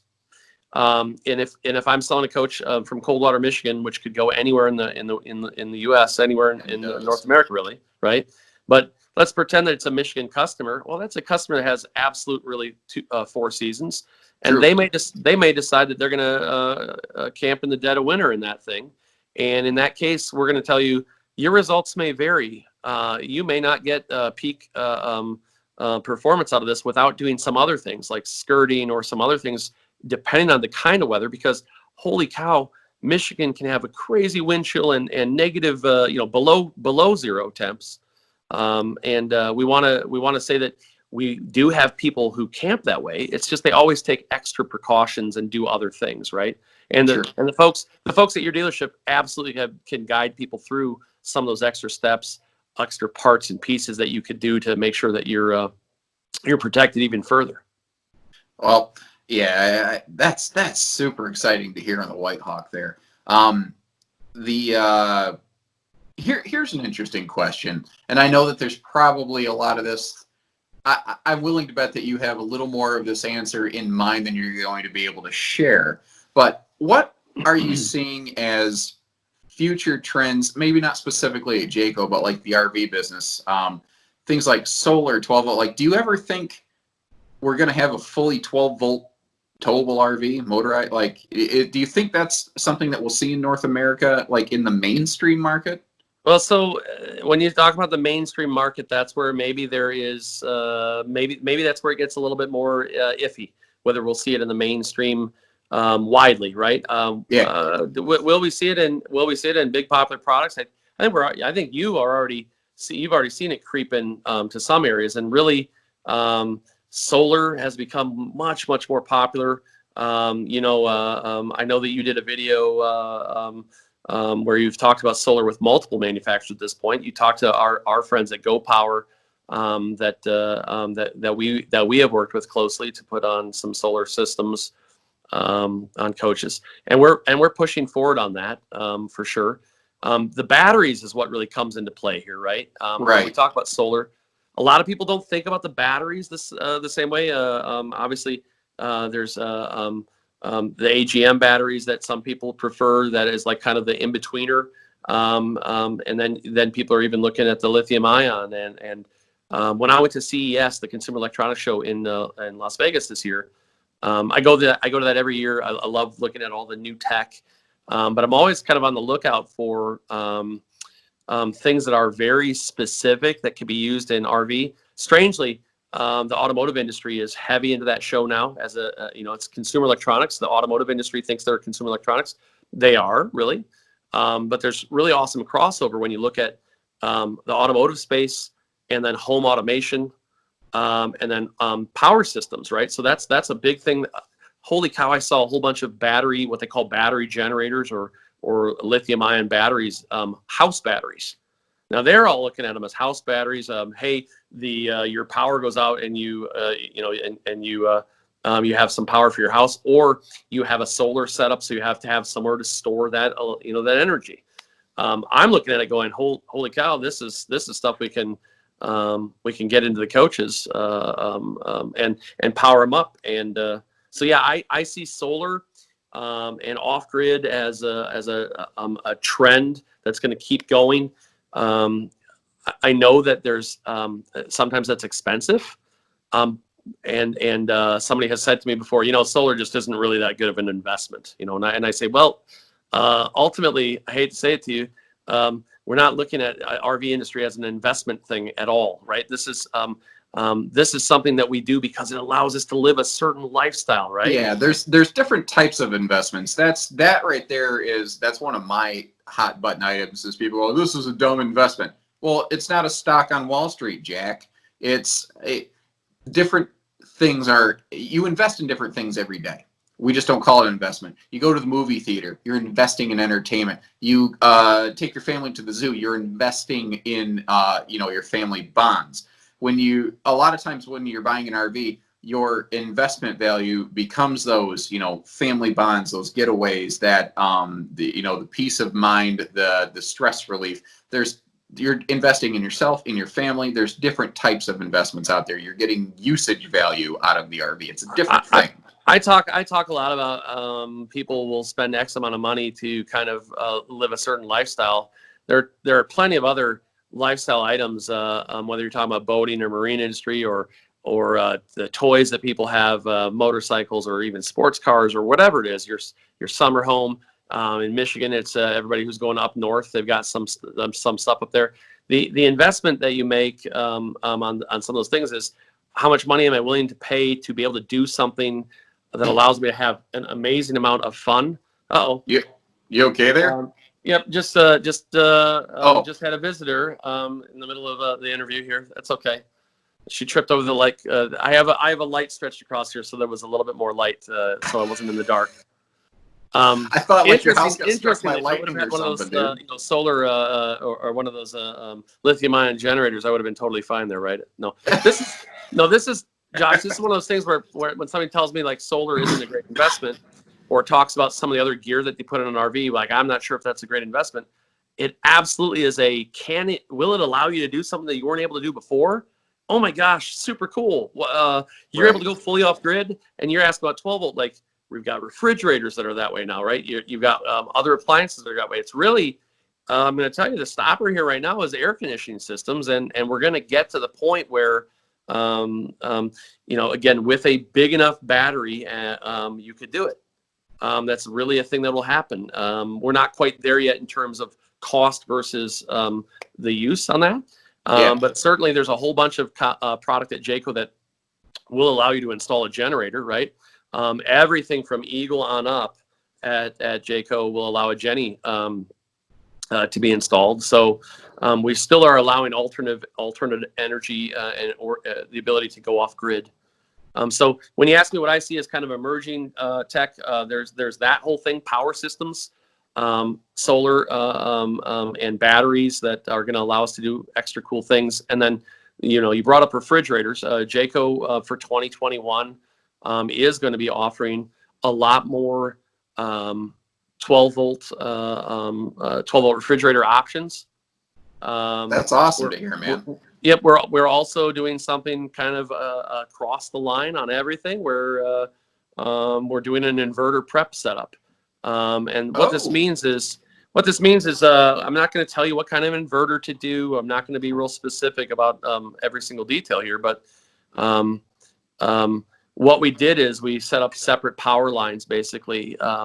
So we're separate power runs to specific locations in the coach, so it'd be very easy for a consumer if they wanted to add a small inverter or something even more elaborate, a huge solar system setup, to be able to make it so you can power your CPAP, maybe a TV or an appliance in the main room, some other items like that, depending on the scale of the coach. That's really cool to hear, because that's another one of those aspects of, does this RV has solar? Is it solar ready? There are a lot of RVs that, yes, I can put solar panels on it and they can charge the batteries, but the RV won't do anything it hasn't already done. And you're talking about making it so that it can do stuff that it wasn't able to do before. That's cool. Yeah, no, so one of the ideas there is, what if we did that across the line on everything, right? All Jayco Towables, Really? featuring Like something lights like and that. everything. That's the idea, is to make it so that, because I don't know how everybody's going to use their coach, right? Right. My assumption is somebody who buys a J Flight, a baby SLX, a little tiny. I don't know how exactly they're going to use it. Maybe they want to go fully off grid. At the factory, it's very easy for us to do things like solar prep to the rooftop, and the inverter prep, and some of these what I'll call pre-wiring kind of It's a things. lot harder after the walls are already put up. It For is. sure, yeah. I mean, your service department is very, very skilled and can do all that stuff, but it's time and energy. I'd much rather we do the base level work for getting it kind of prepped and ready. Your guys then take it from there and convert it or install, add on, modify to the consumer's needs. Because you obviously, this is an important aspect.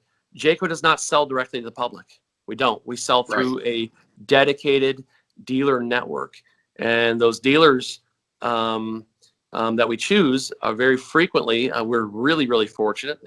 They have a family name in them, and they have a huge service center. They're the ones who are going to help us. Yeah, absolutely, man.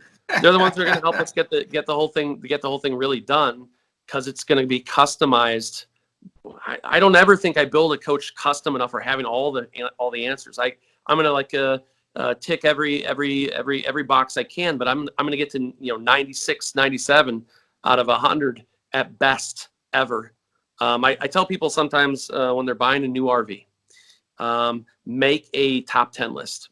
Your top 10 things that you absolutely need in a coach. It could be things like floor plan. It could be things like price. There could be all sorts of different factors here. It can be a really little thing. The wife says she needs to be able to look out a window onto campsite, right? If that's a necessity, right, we put that in the list. If I can get to 6 or 7 items, I put that on my keeper list, right? If I can get to 8 or 9 items, it is my responsibility as an American citizen to purchase that RV immediately. And I say that because that the fine folks in Elkhart County who build so many of the RVs, we're gonna mess it up. We're gonna design something out, because some lady in Tulsa told me she wanted this thing, and the lady in Sandusky told me she wanted this, and the other lady in Springfield said she wanted this. If all 3 of those ladies agree, I'm gonna get what those ladies want, and that means the lady in Portland didn't get her thing, Right. And so I always tell people, if you get to 8 or 9, oh my gosh, you got to an almost perfect RV. I'm counting on the dealer to tick off that last couple of boxes to try to kind of make that dream come true. Something I don't think people realize is, and I mentioned it, how it's easier for you guys to like run that wiring when the wall panel's already up. It is. I don't think it costs almost nothing in the scheme of things for you to do that. So it's not like it really dings the price tag of the RV. Like if I don't care about inverter prep, well, it doesn't really cost that person anything. But for the person who does want it, the money that saves them, is tremendous. Like the money, the hours, the fact that I don't have to peel apart wall panels. That's something that as a service-based dealership, I like, because like you said, we're capable of doing just about anything at Haylett RV in our service department, but that doesn't mean that I want to go tearing apart the walls of a brand new RV. And Exactly. I love that I don't have to. It gets customer on the road better. More of that is covered under your warranty. There's so much more peace of mind. I love that you guys are driving that. Well, it speaks to, again, intentionality in the design phase of saying, we do have time to do this, and you're right. It may not cost us a lot of money, but it does. The cost is the time it takes to think it through. And so it is in talking to customers and talking to dealers to say, this is something that is a want. Can we do it? How hard would it be? Really, maybe not too difficult. Maybe we just change up the wiring ever so slightly. Things like this, maybe it only costs a few bucks to do. And all of a sudden it's made it so you can help the customer to do something that they weren't going to be able to do otherwise. That's awesome. What is there an aspect of like RV design you wish the public could better understand, like the trade-offs that kind of come with a position like yours? Well, so very early on when I got to Jayco, I talked to my team about what I would call my own personal design rules for RVs. These are things that are pretty frequent or common complaints and disturbances, objections, the issues that come up. And I know you've heard these as well. I know in your videos sometimes you're able to show coaches with the slide rooms all in, right? You're showing it when it's in travel mode. I love that you do that because I think about that and my team thinks about that. When we design coaches, we can't always, as you know, we can't always fulfill that, making it so you can get to all these vital items, which again, those big vital items are, can I get to the bedroom, the bathroom, and the refrigerator? Right. Those are absolutely the top three items, right? And you've seen us do some pretty interesting things at Jayco with making it so you can get to a refrigerator. I mean, we have some little custom weird shapes that are in countertops that make it just so it can fit, right? And we've done a pretty good job of that, of being conscious of that. Other design rules obviously are things like, if I'm in a giant bunkhouse, where am I going to put all these shoes? Yeah. Where does the trash can go? Oh my gosh, the trash can thing is makes people furious, right? And of course, you don't go to the RV dealership with a trash bag in your hand to kind of think that through. You say that, but every time I make a comment like that, someone will take me up on it. And I guarantee you, within like 1 month's time, someone's going to get out of their car and they're going to see me and they're just going to be like, they're going to be sitting there, all of a sudden they're just going to be like, there it is. Like challenge accepted, well, no, buddy. So like when I bought my first home, I had a realtor that I used, who's been my realtor ever since. He recommended when you go into your home, pretend to make a spaghetti dinner, the full thing. When you go into that kitchen to see how that all works, like the whole thing. You're gonna get the pots and pans out. You're gonna get a colander out. You're gonna get you're going to your pantry, your pots and pans area, your refrigerator. You're looking at how that all works, right? Yeah, no, and it really is how does that kitchen flow? I tell people all the time in RV, why wouldn't you do the same? On a Jayco product, I tell people all the time, open every door and drawer, please. Look in all these little nooks and crannies. We try so hard to use every available inch, all the different places where we've hidden some storage item, whether it's, under the seat, which everybody kind of knows about, or inside of a tabletop. But the idea to be able to use as much of the available space as possible for storage or other things. Obviously, I get very excited about things like that water system that we put in on the Jayco product last year. Cool, man. There's things like that we do where it seems like a simple thing, and we get really excited about it because we see a real a fantastic use for a customer in a campground setting. There's all sorts of little things that we do like that. So my favorite parts of the job are doing those kinds of things. My biggest challenges in the job are finding those items that are going to really resonate with a customer. Like for me, I tell a story to my guys when we do a walk on a prototype about, and this is just because my own experiences at the campground. Maybe when I was at the campfire, I may have had a couple drinks, and I'm wandering back to my coach. How am I going to turn on the lights? And where is the light switch? I know I've told my guys, because they always laugh at this. I said, this is a rule that you have to have. Light switch should be if I'm stumbling drunk, blind stumbling drunk, right? Put my hand over my eyes here, and if I put my arm out where the light switch should be, that's where the light switch should be, right? It makes so much sense. I remember. So this is a dumb thing, but I got very excited when you got your first Eagle 264 BHOK. Maybe it was the 284 BHOK, and you went up into the bedroom area, and you were like, you talked about where the light switches were in the bedroom area, that you could, from a laying down position, could turn on the reading light or turn off the reading light, turn on the little blue night light, or turn it off. Yeah. Or turn off all the lights in the coach, kind of thing, from that spot. And you're like, this is really done really smart. I was, inside my brain, I'm thinking, he gets me, he got it, but this is one of those things that we hear from consumers where they're like, I can't reach the light switch here. And again, I'm going to tell you, Jayco still doesn't do this right all the time. We still mess up on this stuff, but we're trying to make sure that we're thinking through those things. Like, my wife just came into the bedroom here and like tripped across a power cord because I had stretched it across a walkway.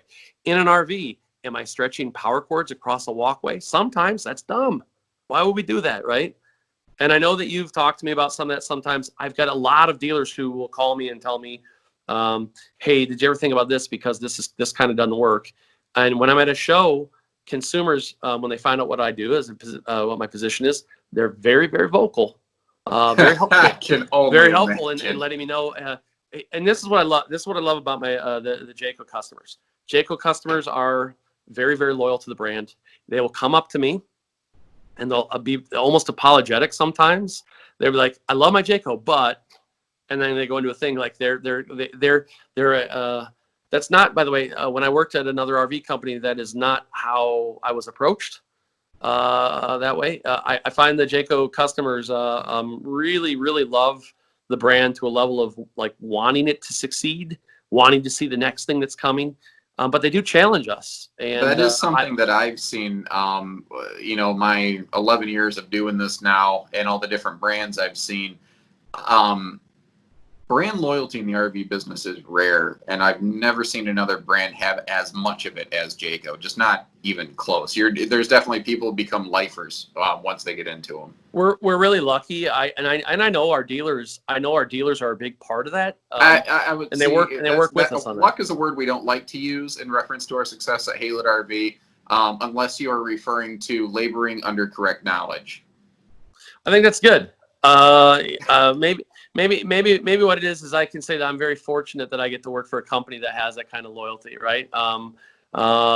The brand that has been built up over time has done very, very well, but the dealers have supported it, the customers have supported it, and they kind of count on us to keep delivering on that brand promise. I feel a lot of responsibility to help to deliver on that brand promise. I will tell you, I get a little disturbed or a little upset when I read stuff like I read on social media, or I go on a user forum and I read through, and where somebody says, they just don't care, or you can tell that there's no quality control, or this just wasn't well thought out. I know that we fail on some of this sometimes, but we are always trying to make this stuff better. And that's one of the only things I'll tell you. It's a little disheartening sometimes. Some stuff, obviously, as you know, at different price points, you can't have everything that's in a Pinnacle in a J Flight, right? You have to have some. We've talked about this. You have to have some stair step about. We only had this much money to spend on this thing, but oh my gosh, is that J Flight loaded for what it is in that class? And I would tell you the challenge for us, every single class, we try to make a class leading product, something that we can be super excited about with some feature set or some floor plan in some cases. The guys on my team come up with some of the coolest floor plans. And again, sometimes it's not even the first guy to do the floor plan, but it's the guy who did the tweak on it that, oh my gosh, that tweak is what made it. Right. We really, really like, I appreciate having that responsibility and having the customer base and the dealer base that we have that kind of leads us down that path.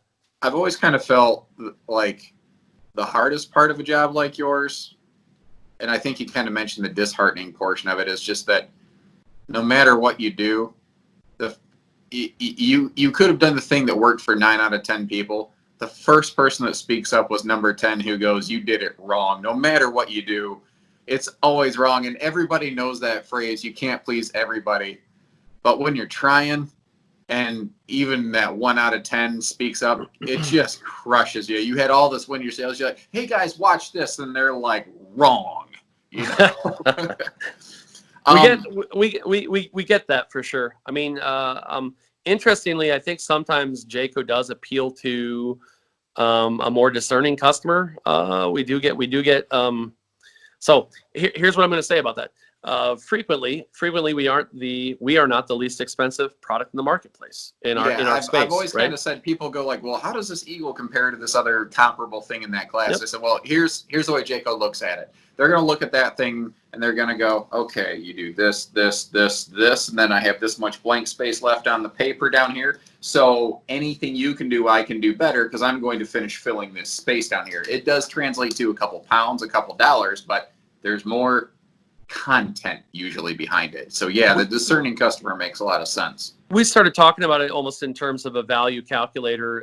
We have a piece that we've done, a marketing piece that we did on the website now, which basically lets you use some little sliders to kind of say, here's a feature that we do, here's a Jayco difference, something cool. Is this something that is worthwhile to you? You know, slide it this way. If it's not, slide it the other way.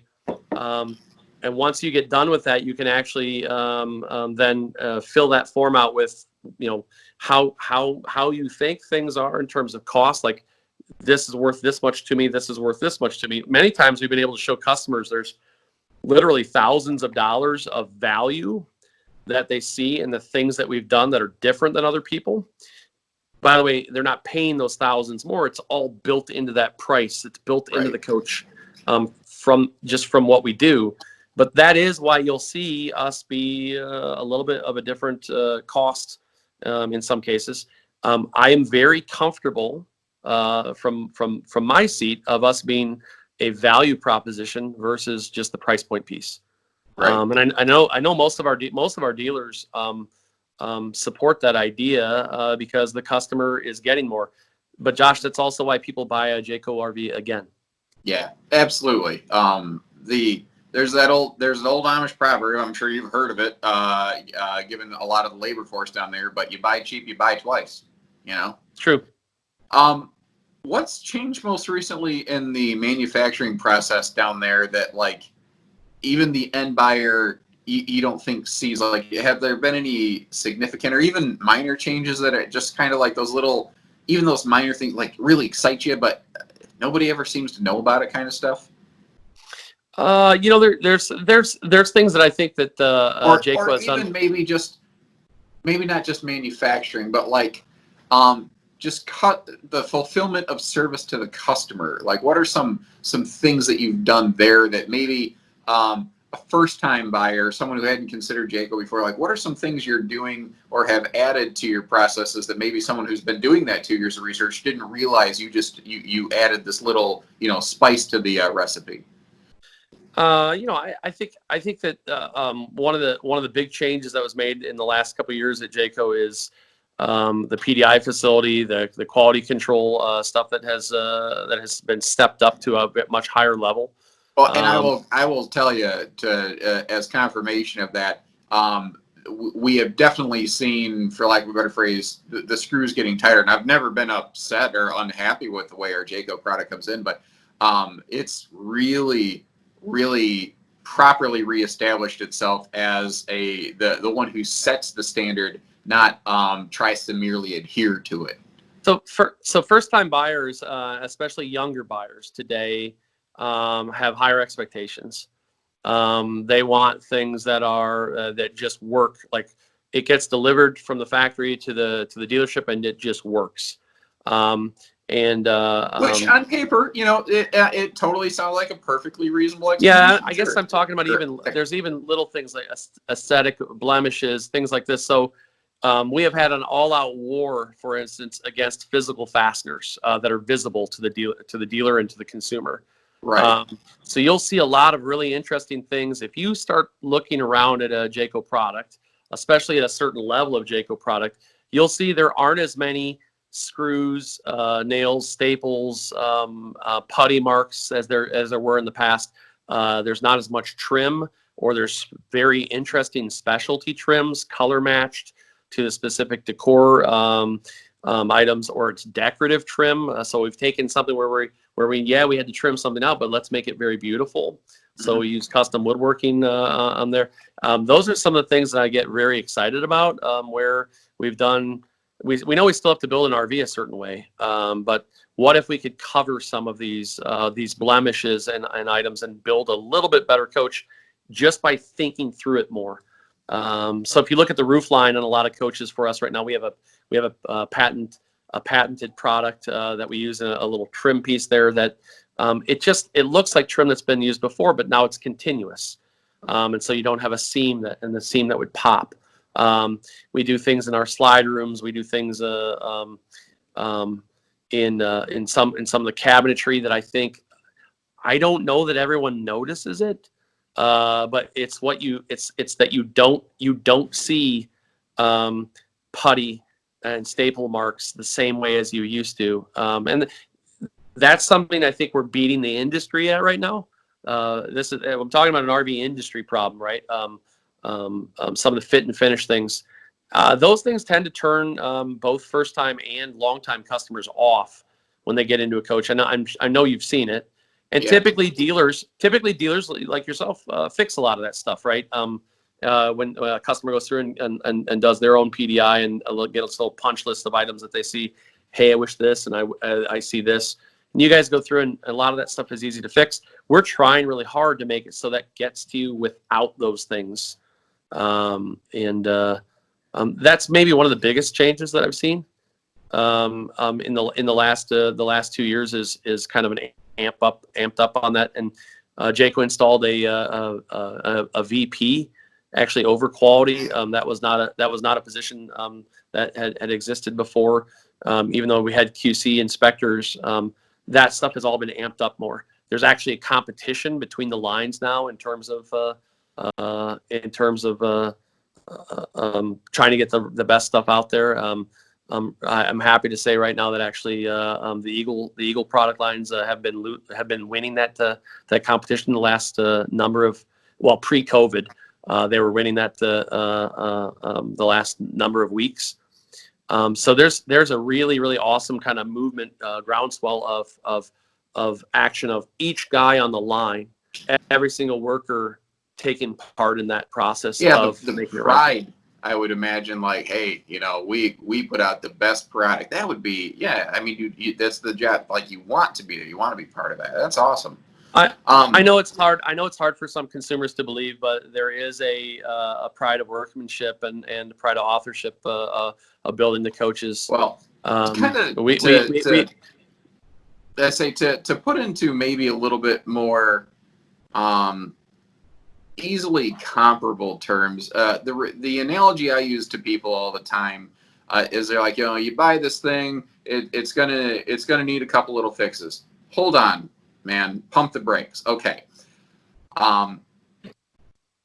Build a brand new house, a beautiful brand new house, super good foundation. You're using thicker lumber than you're supposed to, all this stuff. In that first year, I can virtually guarantee you're going to have like a piece of drywall crack. There's going to be what is considered a significant defect in a brand new, let's say $1 million home. that is sitting in position on a concrete foundation, that is not on rubber wheels, that is not going 70 mile an hour down the road, that is not getting passed by another large vehicle going the same speed, which translates to a hurricane force wind outside with an earthquake going inside.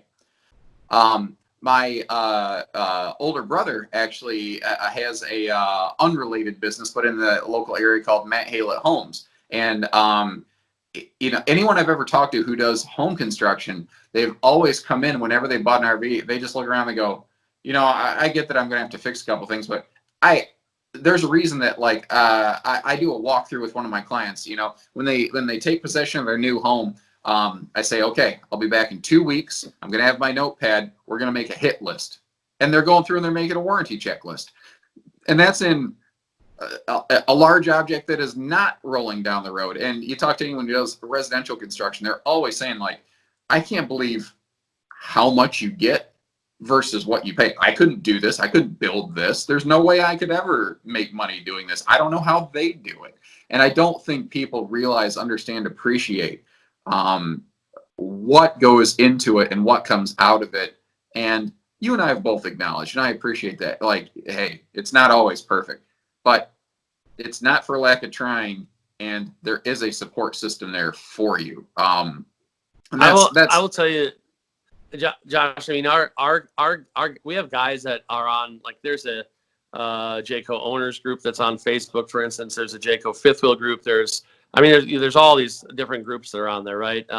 There's owners forums. There's a lot of different spaces online that members of our team, and I'm not talking about even in management positions. I'm talking about guys from the line, buyers, engineers. They're actively involved in those spaces to kind of check in. We have a weekly meeting for each of the products. So again, I told you my job is I'm kind of the team leader. Each of those guys, Mike Applin, who does our luxury fifth wheels, Jason Martin, who does all of our Eagle and Talon product, John Fisher, who does all the lightweight product, and Matt Fisher, no relation, and he'd be wanting me to make sure I say that. Matt Fisher, who does all of our J Flight, best-selling J Flight product, as well as the Octane toy hauler. Each of those guys has a meeting every week and they meets with engineering, purchasing, operations. We have somebody from warranty there, someone from all different aspects. Every different department has a seat at the table. People will bring things from Facebook. They'll bring things that they got an email from a customer. We got people who even will still write us letters. God bless them. A text from the RV nerd. There might be a text from the RV nerd that comes up. It's a real thing. I have had suppliers that we've called during the meeting where we say we want to get a definitive answer on something. All of that stuff comes to that table, and this is something that Jayco does uniquely. We have this product table where anything that's going to happen to the product, anything that's going to go on the product, even if Daryl tells us that Daryl came into an executive audit that he did and said that he did not like that the track for some of our bunkhouses, the curtain and some of the bunk areas, the track that was on the ceiling was black and the ceiling was white. And he wanted a white on white, and then there was a black area as well. So he wanted that track to be color matching is really what it was. He wanted us to get that right. And, it was one of those things where it's like, okay, that's awesome. We'll take it to the tables. Even the highest levels of our company, when they make these suggestions, it goes to those tables so that everybody at the table can say, oh yeah, that's something we can do. We can support that. We can buy that. That's a fantastic idea. Oh, wait a second. We didn't think about it. What about this as well? Oh, here's another space that we could change. That's a unique thing that we do at the company that I think informs that process better. And each of those guys leading those teams, all the folks that they have on their teams, Stacy Stewart sits on those, or her assistant Ruby, our interior designers. So there's somebody representing kind of all the different aspects of build, and they all decide as a group what's going to be best for the product for the consumer. Now that's a big distinction there. Right. Deciding what's going to be right for the consumer as the first and primary goal. Secondary goal, what's going to be right for our dealer? Jayco proudly has a ton of, I mean, we have the most exclusive dealers out of any RV manufacturer that exists, right? So that folks know what that means. Jayco has the largest number of dealers that only carry Jayco products. Like we're multi-branded. We're not exclusively a Jayco dealer, but there are more dealers who are exclusive that carry Jayco than anybody else. I think that there's a lot to be said about that. About almost were a third for of our long time. Yeah, almost a third of our dealer base is exclusive. Much, really? And, meaning Wow. that they only sell Jayco. So and that's, again, that's not in every marketplace that it's going to be conducive to the best way for a dealership to be set up. But some of those who've done it that way, obviously we see them as somebody who we really have to support then, right? So primary focus, make sure it's right for the consumer. Secondary focus, make sure it's right for the dealer.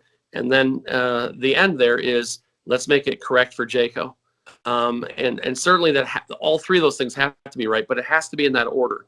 Many people that we compete against, I feel, flip that around. What's best for us? Well, so what's best for us would be to make something easier, to make something cheaper. Let's just do one decor, for instance, right? We'll just, if you want to buy this product, is the entire heat system for the entire RV. Yeah. Here you go. Here's your heat for 40 feet of space. Or like I said, the one decor thing sticks out in my head because it's one of those things where we saw some manufacturers, it's easy for them. They only have to buy one. They got the one brown chair. They got the one brown fabric. You can get it this way. And it's that old Henry Ford, Henry Ford thing. They can have any color they want as long as it's black. As long as it's black, baby. We have a number of manufacturers who we compete against who kind of do it that way, and that's fine for them. But I don't know that that's what is best for consumers. Right. So some of it is how you, how are we going to talk about the conversation of what's best for consumers? I think that if we do what's best for the consumers, our dealers get very, very happy. Because then they've got product that consumers get excited about, and it all trickles down correctly. Well, yeah, I think that makes the most sense, because if you take care of the person who's actually buying it, everything else just tends to fall into place. That's another thing I think people need to understand. And having, like, I'm an agent of a dealership, you're an agent of a manufacturer, and I think we can both independently confirm this is something I would really like people at home to understand. There's all kinds of questions of why do they do this? Why don't they do this? The answer to any of that is because the consumers set the market. Mr. Chris Jayco, Josh RVing at Haylett, we don't set the market. We only reflect it. I get that there's sometimes people like, well, you could do this or you should do this. Yes, but if there aren't enough people to do it, it doesn't become marketable. It doesn't work. It can't happen, because at the end of the day, there is no shame in remembering that these are businesses. And at the end of the day, a business has to produce. But as you see, like, you mentioned things like you're introducing more 12-volt fridges. Well, that's becoming a thing that more people are looking for. So the people have spoken on that. And if you see something's not done, well, my Facebook group, well, your Facebook group might be a specialized group of people. You have to remember, if it's not being done, it's because the market as a whole isn't supporting it. And I think that's an important distinction. And it's not about placing blame. It's just helping to enhance understanding. Unless you have something to add to that, I'm looking at the time here. So we began this at about 10 o'clock at night. It's going on 12:30. You keep seeing me and Chris like we're trying to act like I'm not yawning, but it's late, guys. He's busy, I'm busy. We made time to do this here. Telling you apparently your wife to not trip over the light switch or whatever there. But one last question, and we'll just end on a light note. I know you're a big time subscriber, viewer of Haylett RV videos. What is your favorite nerdism? Well, so yeah, you know, I love that you are very lighthearted in some of the things that you do, and know how to take yourself, have a joke, even if it's something where you're making fun of yourself sometimes. I love that. Constantly. I love that you add some humor to stuff. But what's funniest to me right now is when I go to shows all over North America. I'll be out in, I was out in the Pacific, early this year. I was out in the Pacific Northwest of Canada, and I run into somebody who, talks to me about Josh, the RV nerd. I think it's always funny when I run into some of your folks, and what's funniest is when they drop a nerdism, like when someone points out the Pantrytainment Center. Um, you know, I always laugh a little bit, like, I've seen that video. Yeah, I know that guy. I've even done that a couple of times, as you know. This last show season, I had some fun with Josh, and a couple of you might be watching this right now, where they mentioned you, and I shot a short little video that I sent to you of people who did their own nerdism kind of thing, right? So that always makes me laugh. I know you and I share some different. We're fans of some of the same comedy. So I always like it when you hide some Easter eggs too. I like watching your bloopers or your Easter egg kind of stuff. And when you sprinkle a little thing in every once in a while, and it goes a little sci-fi, or it goes a little bit out there, I get pretty excited. I'm still waiting for you to drop Swifty into every single video that you can. I'd like to see that. I'd like to see that added more often. Here and there, but the thing is, kind of like the hair kind of like my hairline, the stuff just comes off the top of my head. So absolutely. Well, no, I appreciate. I really. So I would tell you, I really appreciate the voice that you have. In the RV industry, there's not a lot of people who are doing like what you do, and I know that people really appreciate that you come at it from an honest place and trying to kind of be informative, but also entertaining. I think it's a really great thing that you do for the industry in general. I know that can sometimes be. I know that can sometimes be a little bit annoying too when you hear people talking about the videos. But I know you love all the other nerds that are following you all the time. And I run into them all the time. Right? It's the it's nerd really herd, funny. man. It's a cool thing. I appreciate you doing this. Well, hey, no, thank you for really burning the midnight oil and like I said, peeling back the curtain here and sharing some information that I just don't think people have an easy way to access otherwise. So, like I said, if you can see if there'd be any ability where I'd be able to try to showcase some of the features in the lamination that you do that don't, and get back with me, and who knows, maybe we can do something like this. But also, congratulations, you hold the record for being a part of the longest Haylett RV video to date by more than double. Yes. Yeah, I told folks we went long. I've been told I'm a legendary talker on some of these kind. I was on a podcast a while back with some folks, so I get it that you and I are not known for the whole brevity thing necessarily. People do like to hear a lot of those details. I'm happy about that. Is that a really nice way of someone saying, Josh, you don't know when to shut up? well, so some of my operations guys that I work with are very they're awesome. They're a little bit more cut and dry about some things. My friend Ernie Miller, my friend Steve Delagrange, some of those guys will say things like, if you ask Chris, you can ask Chris what time it is, and he'll tell you how to build your watch. Yeah. I will tell you this: if you have some viewers, some folks that have like more questions or follow-up stuff or other things that come up here, I'd be happy to come back on and do something, or get one of the other product directors from Jayco to pop in and talk about something specific with you if there are some other cool questions or interesting things we didn't cover. If there's one thing I've learned about doing something like this, every answer we provide will spark 10 questions. So I think this will be a really cool, although long, but really cool way for different people to share their ideas on things, and I'm sure we'll be in touch again. So on behalf of everybody at Haylett RV, folks, take care, stay safe, have fun, and happy Haylett camping, everyone. Thanks, Josh.